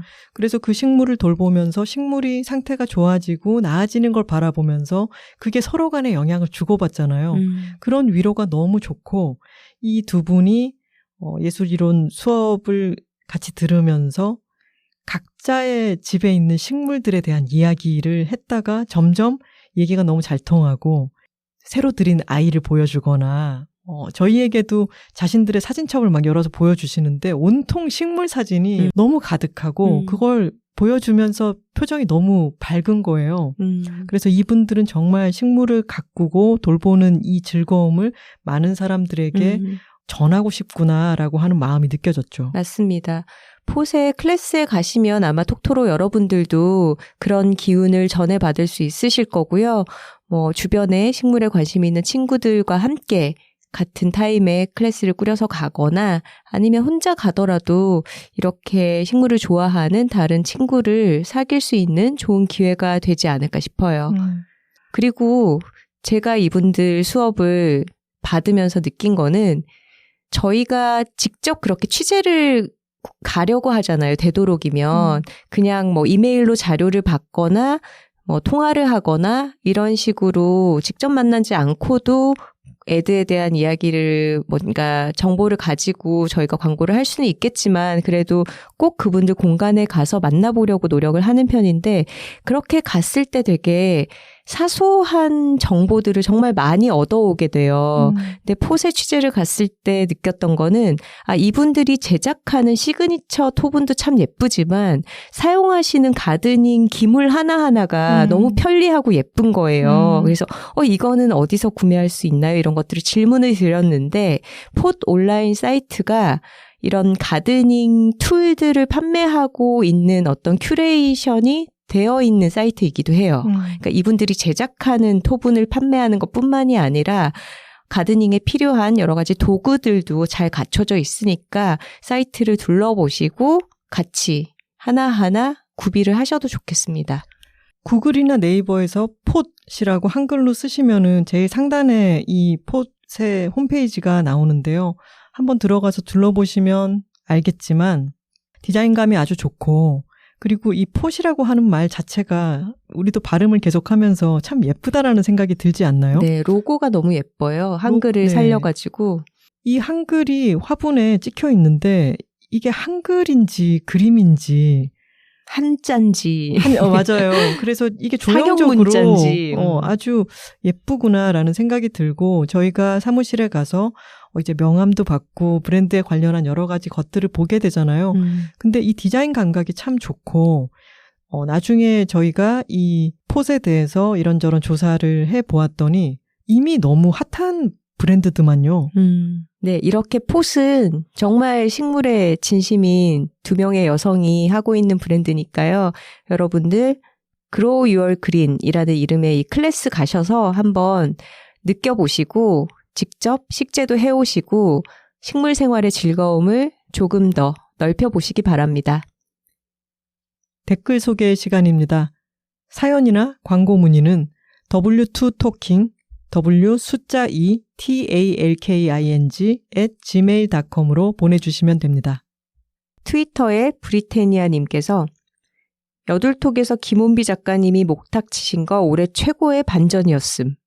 목탁이란 무릇 차분하고 경건하게 명상할 만한 리듬으로 치는 거 아니었나? 그렇게 닭다리 잡고 삐약삐약 리듬으로 치시다니. 너무 신선한 충격. 오늘 바빠서 점심시간에 빵 쪼가리 뜯어먹으며 일하는데 여둘톡 덕분에 웃음 참아가며 일함. 크크 하셨네요. 그 비트가 익숙한 이유가 있었네요. 그러니까요. 제가 지금 속으로 삐약삐약. 재생시켰잖아요. 이거네요. 팟빵에서 팡톡토로님께서 작가님들 개학을 환영합니다. 선우 작가님 인스타 덕분에 저도 스페인 여행하는 기분으로 며칠을 보냈답니다. 마침 팟캐스트 듣던 날에 예약한 책 최다죽과 굿즈들이 도착했는데 저희 아들이 식탁에 둔 책과 굿즈에 쓰여진 글귀 최선을 다하면 죽는다를 보고 너무 반가워하며 병따개를 들고 이거 져주시면 안 돼요? 합니다. 저희 집은 양가 어른들로부터 평소 진인사 대천명의 자세를 진인사 대천명은 인간의 일은 하늘이 정한다 이런 거 아니야? 아니에요. 사람이 할 수 있는 일을 다 하고 그래. 하늘의 명에 맡긴다. 그래. 기다린다. 이거죠. 그러니까 일단 사람은 할 수 있는 거 다 해야 돼. 그러네요. 진인사 대천명의 자세를 늘 들어온 터라 몹시 신선해 보였을 거예요. 대학생 아들에게 이 문구가 엄마 차에서 듣던 팟캐스트 여둘톡 작가님들의 얘기라고 설명하며 특히 김하나 작가님의 만닫고 가문의 철학을 이야기해주니 빵 터지면서 보기만 해도 마음이 편해진다고 병따개를 챙겨 가져가네요. 두 분 작가님들이 제 일상에 전해주신 선하고 신선한 영향력은 이제 저희 아들과 남편, 회사 후배들에게로 전파되어 여둘톡 유니버스가 제 주변에서도 이어지고 있답니다. 지난 1년과 방학 중에도 여둘톡과 인스타로 에너지를 꾸준히 전해주셔서 감사드려요. 늘 건강하세요. 팡톡토로 드림 해주셨습니다. 하나 작가님의 만닫고 가문. 마치 뭔가 이탈리아나 스페인 쪽에 명문가 이름 같지 않아요? 메디치 이런 데처럼 만닫고 집안. 만닫고. 하우톡토로님께서 리코더와 목탁의 콜라보를 듣다가 빵 터져서 일하던 장갑 벗어 던지고 댓글 달러옵니다. 진짜 재밌는 언니들이네 라고 외치며 핸드폰 집어듭니다. 번아웃일 땐 이 연주 부분만 들어도 될 것 같은데요? 크크. 저도 심각한 번아웃을 극복하고 이제 새 출발하려고 합니다. 이 연주가 오늘 제 인생의 서막을 알리는 알림음이네요. 깨울. 어떻게 살 것인가에 대한 고민을 하고 있는 하우톡토로입니다. 하셨어요. 라난나님께서 오늘 에피소드 정말 공감하며 잘 들었어요. 특히 번아웃에 대해서요. 전 미국에서 8살, 4살 두 아들을 키우는 엄마예요. 남편 따라 온 미국에서 부모님 찬스도 내니 찬스도 없이 오롯이 홀로 독방 육아 중이에요. 팬데믹으로 둘째 아들은 유치원 한번 못 보내고 24시간 4년째 붙어 있는데 그나마 올해 가을부턴 유치원에 다니기로 했어요. 번아웃이 온 줄도 몰랐던 저는 혼비님의 증상과 비슷하여 내가 흔히 말하는 번아웃인 거였군 이라고 납득했답니다. 혼비님이 뇌가 잘 작동 안 한다는 말과 당장 이걸 구입하지 않으면 영영 놓칠 것 같은 느낌 등이 비슷했고 전 게임 대신 저녁엔 애들 재우고 취미생활도 하고 싶지만 정말이지 꼼짝도 할 수 없어서 아무 생각 없이 볼 수 있는 유튜브를 보며 잠들고 다음날 피곤한 저를 보며 자괴감이 들 때도 있는 나날을 보냅니다. 언제나 덤덤했던 제가 짜증도 정말 많이 늘었고요. 감정의 기복이 심해졌다랄까요? 근데 저에게도 희망이 생겼어요. 바로 6월 말에 한국으로 여행을 가요. 아이들과 함께요. 4년 만이네요. 지금 여기 세 문장 모두 느낌표로 끝내셨어요. 흥분이 느껴지죠. 출소일 기다리는 사람처럼 하루하루 X표를 치며 기다리고 있답니다. 물론 한국에서도 계속되는 육아겠지만 부모님이 계셔서 조금은 든든하답니다. 오늘 에피소드로 번아웃을 일깨워 주셔서 감사해요. 그리고 웰컴백. 책은 한국 갔을 때 꼭 사서 볼게요. 하셨습니다. 네, 라난나님 말씀처럼 우리가 이런 얘기들을 더 많이 나눠야 되는 게 다른 사람의 이야기를 듣고 나도 번아웃이었구나. 내가 지금 그런 상태였구나라는 거를 깨닫게 되는 것 같아요. 맞습니다. No more 복가치즘입니다. 톡토로 여러분. 네. 하트스토퍼님께서 요즘 등 뒤가 살짝 허전하다 했더니 톡토로 뒤에는 여둘톡이 있다는 말을 못 들어서 그랬나 봐요. 오랜만에 주문을 들었더니 뭔가 벅차오르는 세상 반가운 계약입니다. 뒷배 선생님들. 여둘톡 뒤에는 톡토로가 있다 해주셨네요. 이야, 우리가 누군가의 뒷배가 되고 있습니다. 네. 미마모루님께서 2화 40대의 인생도 꽤 괜찮아를 듣고 남겨주신 댓글이네요. 뒤늦게 여둘톡을 듣기 시작해서 마음에 드는 제목부터 하나씩 들어보고 있습니다. 40대가 되면서 이제 어디로 가야 할지 길을 잃은 듯한 느낌이었는데 이 회차에서 좋은 힌트를 얻었네요. 인생은 레벨업이 아니다. 스펙트럼을 넓히는 것이다. 최근 들었던 말 중에 가장 도움이 되는 멋진 말이었습니다. 인생의 스펙트럼 넓히기라. 도전의 방향을 깊이가 아닌 넓이로 바꾸면 다시 재미를 찾을 수 있을 것 같아요. 감사합니다. 하셨습니다. 네, 스펙트럼을 넓혀가시기 바랍니다. 꿈꾸는 눈썹님께서 메일 보내주셨어요. 저희 방학 기간 동안에 팟빵에서 꿈꾸는 눈썹님과 디디디 톡토로님이 서로 후원 릴레이를 이어가고 계셨잖아요. 그러면서 이제 댓글을 남기기도 하셨는데 그것에 대한 메일을 주셨습니다. 안녕하세요. 황선우 김하나 작가님. 여둘톡을 듣다가 갑자기 튀어나온 제 닉네임에 깜짝 놀란 꿈꾸는 눈썹입니다. 작가님들의 방학 맞이를 축하하며 여둘톡 첫 방송부터 다시 듣기 시작했는데 정말이지 서서히 경계가 무너지기 시작했어요. 소복이 눈이 쌓이면 세상의 각들이 없어지고 온갖 경계들이 지워지기 시작하잖아요. 제 마음속 경계가 모호해지기에 또 사랑에 빠지고 말았구나 생각했습니다. 여둘톡 1주년 공개방송 때 포스터에 그려진 인물 중 본인이라고 생각되는 사람을 찾아보게 하셨잖아요. 처음에는 행렬의 뒷공무니를 따라가는 게 저였는데 두 분이 방학을 보내시는 동안 저는 포스터 그림 속에 이 사람 저 사람으로 조금씩 자리를 옮겨가더니만 어느 틈엔가 맨 앞에서 우쿨렐레를 치는 이가 되었다가 또 하루는 리코더를 부는 이가 되어 있더라고요. 모두가 주인인 양 경계가 흐릿해서 누가 자리를 비우든 절대 먼지가 쌓일 리 없는 곳, 여둘톡. 네, 사랑에 빠진 것이 분명합니다. 학교에서 근무하는 저는 두 분이 여름방학이나 겨울방학이 아니라 봄방학을 보내신 게 참 좋았어요.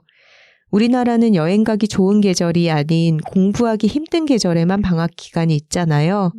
좋은 계절 풍경을 누릴 기회를 모두 잃고요. 모쪼록 두 분이 봄방학, 가을방학 자주 맞이하시면 좋겠습니다. 오래오래 함께하고 싶다는 고백이에요. 다시 들으며 또 울고 웃으며 조급함 없이 두 분을 기다렸습니다. 하마터면 디디디 톡토로님 메시지를 놓칠 뻔했는데 알려주셔서 감사드려요. 인생에 좋은 친구가 자꾸만 생기네요. 덕분입니다. 하셨어요. 와, 너무 메일이 따뜻합니다. 네, 이 두 분이 또 댓글로도 서로 연결이 되셨더라고요. 너무 훈훈했어요. 방학 동안 혼자 운동장을 서성이다가 다른 친구 하나를 발견한 느낌이다라고 말씀하셨는데 마침 꿈꾸는 눈썹님도 학교에서 근무하시는 분이라 그러게요. 그 비유도 더 와닿았을 것 같습니다. 네, 꿈꾸는 눈썹님 말씀처럼 저희는 방학을 가지고 돌아오니까 또 여둘톡을 매주 녹음하는 일상이 훨씬 좋아졌어요. 그래서 앞으로도 방학도 종종 가지고 또 방학을 잘 보내고 이렇게 돌아오는 기쁨도 잊지 말아야겠다. 이런 생각을 했습니다. 감사합니다. 왜 오늘 시작할 때 어떤 컨텐츠를 보고 그냥 즐기기만 하면 되니까 후련하기도 하더라라고 말씀을 드렸는데 선우 씨가 바로 후련하기도 아쉽기도 했다라고 네. 말씀을 해주셨지만 저희가 팟캐스트를 녹음할 때는 그래도 압박감이 있잖아요. 잘 얘기해야 되니까 공부도 더 하고 그렇죠. 메모도 잘하고 하고. 싶은 네. 그런 스트레스죠. 근데 그것이 없으니까 편안하기는 했지만 그만큼 인생이 그냥 흘러가는 것 같기도 했거든요. 아니 생각해보세요. 우리가 방학 기간에 사이렌을 봐서 이걸 얘기를 못했다고 생각해봐요. 맞아요. 특별편을 편성해야지 그러면. 얼마나 다행이에요. 계약하고 나서 봐가지고. 방학 브레이크입니다. 이러면서 갑자기 그러니까요. 나타나고. 오늘 사이렌 얘기를 실컷 했더니 또 이것은 편안함이 아닌 다른 즐거움이 또 있어서 인생이란 언제나 양면이 함께 있는 것 같아요. 그럼요. 그리고 밸런스죠. 그 맞아요. 안에서 균형을 잘 찾아가는 거. 맞습니다. 오키톡토로님께서 메일을 보내셨습니다. 안녕하세요. 김하나 작가님, 황선우 작가님. 저는 일본 오키나와에 사는 톡토로, 오키톡토로입니다. 방금 낮 설거지를 마치고 컴퓨터를 켰습니다. 여둘톡이 돌아온 시점에 두 작가님들께 감사의 마음을 전하고자 밤까지 기다리지 못하고, 아니 기다리지 않기로 하고 자판을 두드리고 있습니다. 저는 1년 7개월이 되는 아이와 함께 지내는데요.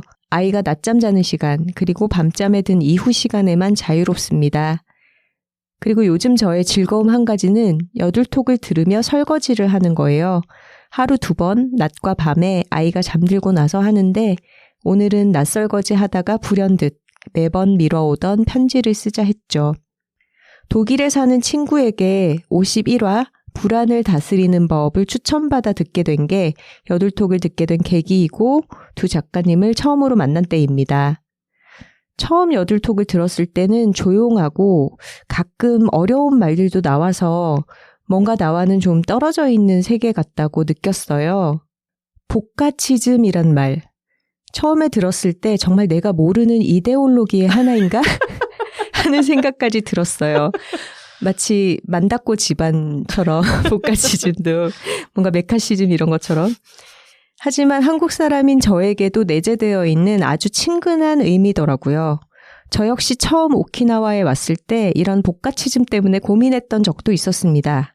이곳은 더운 곳이다 보니 사람들의 사고방식이 여유롭고 복가치즘과는 거리가 먼 편입니다. 예를 들어 한국에서 안 되면 되게 하라라는 말이 있다면 여기는 안 되면 할 수 없지 혹은 어떻게든 되겠지 하는 생각이 강합니다. 물론 해볼 때까지 해보고 말이죠. 느긋하고 여유로운 사고방식은 나름의 장단점이 있는 것 같습니다. 다만 여유로운 것에 낯선 저로서는 이래도 되나 싶은 상황이 잦았던 것 같아요. 지금도 육아와 집안일 외에 아무것도 하지 않는 내 자신을 이래도 되나? 뭔가 해야 하지 않나라고 복가치는 때가 있습니다. 그럴 때마다 괴로운 마음이 듭니다. 여둘톡을 들으며 작가님들의 말씀, 그리고 세상 이곳저곳에 있는 톡토로 여러분들의 이야기를 들으며 위로를 받고 있습니다. 나와 완전히 같지 않지만 어딘가 비슷한 구석이 있는, 이 부분은 이어져 있구나라고 느낄 때마다 기쁘고 안심합니다. 나도 지금껏 잘 살아왔구나. 지금 이대로도 괜찮구나. 나도 이렇게 좀 해볼까 하면서 말입니다. 낮에 시작한 편지는 밤에 끝나게 되었습니다. 중간에 아이가 깼거든요. 가장 전하고 싶은 말, 고맙습니다.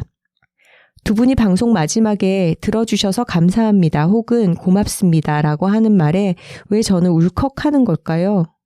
아직 재생되지 않은 에피소드도 마저 들으면서 이제부터 제철에 즐길 여둘톡이 매우 기대가 됩니다. 다음 편지는 구체적으로 공감하고 위로받은 내용을 적어 보내고 싶네요. 항상 감사합니다. 말해도 또 말하고 싶네요. 다음 주 화요일에 뵐게요. 오키톡토로 드림. 고맙습니다. 육아와 집안일 외에 아무것도 안 하고 있다 이런 얘기를 하셨는데요. 그게 엄청난 거 아닌가요? 그러니까 얼마나 큰일입니까? 절대 이런 생각하지 마세요. 지금 이번 주에 육아를 하고 계신 분이 두 분이 편지를 보내주셨는데 아주 큰일 하고 계신 거고요. 사실 번아웃이 뭔가 회사 생활하는 사람에게만 적용되는 말은 아닐 거예요. 육아와 가사노동도 아주 큰일입니다. 지금 정말 고강도의 노동을 하고 계신 거니까 쉬실 수 있을 때는 더워지는 계절에는 항상 수평 자세 잊지 마시고요. 한국보다 더 여유로운 곳이라면은 그 여유 충분히 잘 누리셨으면 좋겠습니다. 그러게요. 투고토로님이 메일을 주셨습니다. 안녕하세요. 저는 그러고 보니 아직도 톡토로 네임이 없네요. 투고토로라고 하겠습니다. 조용하지만 열렬한 청취자가 처음 보내는 이메일이라 어떻게 시작을 해야 할지 모르겠네요. 늘 잘 듣고 있다는 말씀부터 드려야겠지요. 특히 지루한 이동 시간이나 만사 의욕이 떨어지는 날에 여둘톡을 귀에 꽂으면 이어폰을 귀에 꽂으시는 게 아니라 여둘톡을 바로 귀에 여둘톡을 직접 이렇게 귀에 꽂으시면 갑자기 부지런하고 즐겁게 움직이게 되는 마법 같은 효과가 있더라고요. 제가 쑥스러움을 무릅쓰고 메일을 드리게 된 이유를 말씀드리기 위해서 제 사랑하는 고양이 이야기부터 꺼내야 할 것 같네요. 제가 딸처럼 사랑하던 첫째 고양이 기동이가 작년 3월 어느 날 정말 갑자기 거짓말처럼 무지개 다리를 건넜습니다. 4살밖에 되지 않은 건강하고 사랑스러운 고양이였어요. 고양이는 아파도 티가 안 난다더니 너무나도 갑작스러운 이별에 아직도 가슴이 미어집니다. 그런 나날을 보내던 중에 여둘톡 20화 죽음이 삶을 찾아올 때 편을 들었어요. 사랑하는 존재들을 떠나보낸 몇 번의 경험 이후로 죽음과 상실에 대해 습관처럼 깊게 생각하게 되었기 때문에 그 에피소드는 제가 가장 인상 깊게 들은 편이기도 해요. 작가님들이 고로와의 이별에 대해 이야기하시던 중 투명 고양이 위로법을 소개해 주셨죠. 떠나간 고양이가 투명 고양이가 되어서 곁에 있다고 생각해보면 마음이 좀 차분해진다는 이야기였어요. 아직 제 고양이가 곁에 없다는 사실을 받아들일 준비가 안 되어 있던 저에게 그 이야기는 아주 크고 따뜻한 위로였습니다. 보고 싶지만 만날 수 없음에 또다시 슬퍼지려고 할 때마다 저는 투명 고양이 이야기를 떠올리고 그러면 슬픔이 조금은 가라앉는 것 같아요. 그리고 제 고양이 기동이가 떠난 지 1년 정도 지나서야 가라앉은 마음으로 투명 고양이라는 제목을 붙여 노래를 만들었습니다. 마음이 아플 때 위로를 주셔서 그리고 저에게는 아주 소중한 이 노래에 영감을 주셔서 감사한 마음을 꼭 전하고 싶었어요. 감사하고 좋아해요, 작가님들. 여자들이 토크했더니 노래도 생기더라 하는 기분 좋은 선물이 되기를 바라는 마음으로 아직 데모이지만 제 노래를 함께 보냅니다. 저는 오랫동안 노래를 직업으로 해왔지만 현재는 대외적인 음악 활동을 좀 쉬고 조용한 방구석 뮤지션의 삶을 몹시 즐기는 중이에요.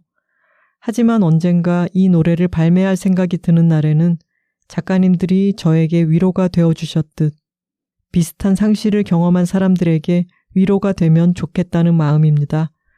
방학을 끝내고 돌아오셔서 무척 반가워요. 이상입니다. 추신, 하나 작가님 힘 빼기의 기술에도 제가 위로받은 구절이 생각나서요. 첫 정이 워낙 깊다 보니 홀로 남은 둘째를 볼 때마다 첫째만큼 사랑하지는 않는 것 같은 괜한 죄책감이 들던 즈음에 읽었어요. 남은 고양이 한 마리를 2마리만큼 사랑할 수 있을 것 같은 기분이 들었습니다. 바로 이 구절입니다.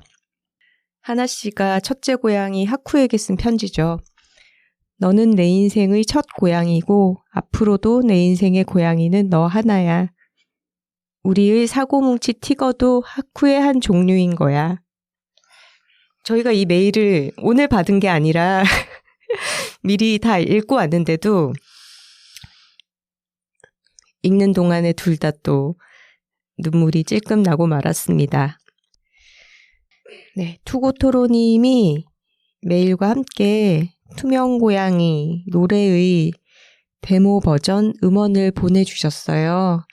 정말로 여자들이 토크를 하다 보니 노래 선물까지 받게 되네요. 너무 감사합니다. 네, 투고토로님은 저희에게서 위로를 받았다고 하셨는데 또 투고토로님의 글과 음악에서 저희도 위로를 받게 되네요. 감사합니다. 오늘 아우트로 음악은 투고토로님의 투명 고양이로 대신하겠습니다. 저희도 고양이를 갑작스레 떠나보낸 적이 있고 또 여둘톡 방학 동안 저희 첫째 고양이 하쿠가 제가 한번 18살이 된다고 잘못 말했던 적이 있는데 17살 생일을 맞았습니다. 네, 축하해 주시고요. 네. 이렇게 나이 든 고양이가 있다 보니까 사연을 담담하게 읽고 있다가 갑자기 이렇게 둘 다 눈물이 터지네요. 맞아요. 자, 다시 한번 사이렌을 보고 났던 그 흥분감을 끌어올려서 좋은 걸 좋다고 말하기 여둘톡 56화는 넷플릭스 오리지널 시리즈 사이렌 불의 섬이었습니다. 여둘 애드에서는 식물 생활을 더 즐겁게 만들어주는 브랜드 포스의 화분과 식물 식재 클래스 그로우 유얼 그린 클래스를 소개했습니다. 톡토로 뒤에는 여둘톡이 있고 여둘톡 뒤에는 톡토로가 있습니다. 저희는 다음 주에 다른 주제로 돌아오겠습니다. 화요일입니다. 감사합니다.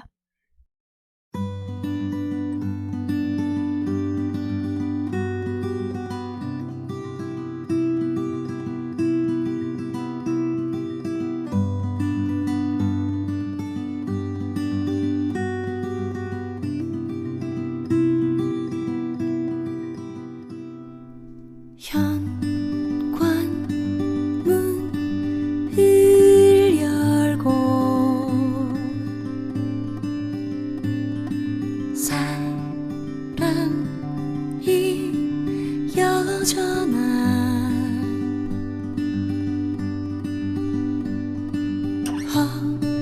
허공에 말을 걸면 언제라도 만날 거야 내 사랑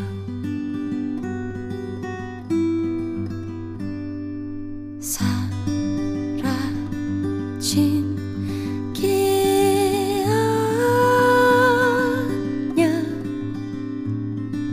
떠나간 게 아냐 투명하게 고요하게 머무르네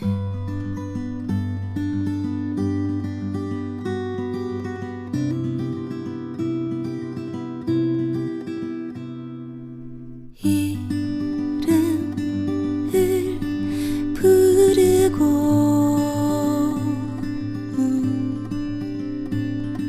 사방이 허전한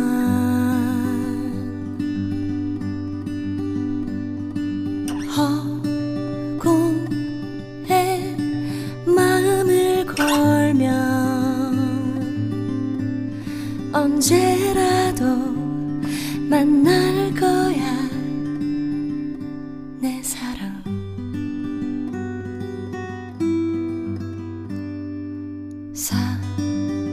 사라진 게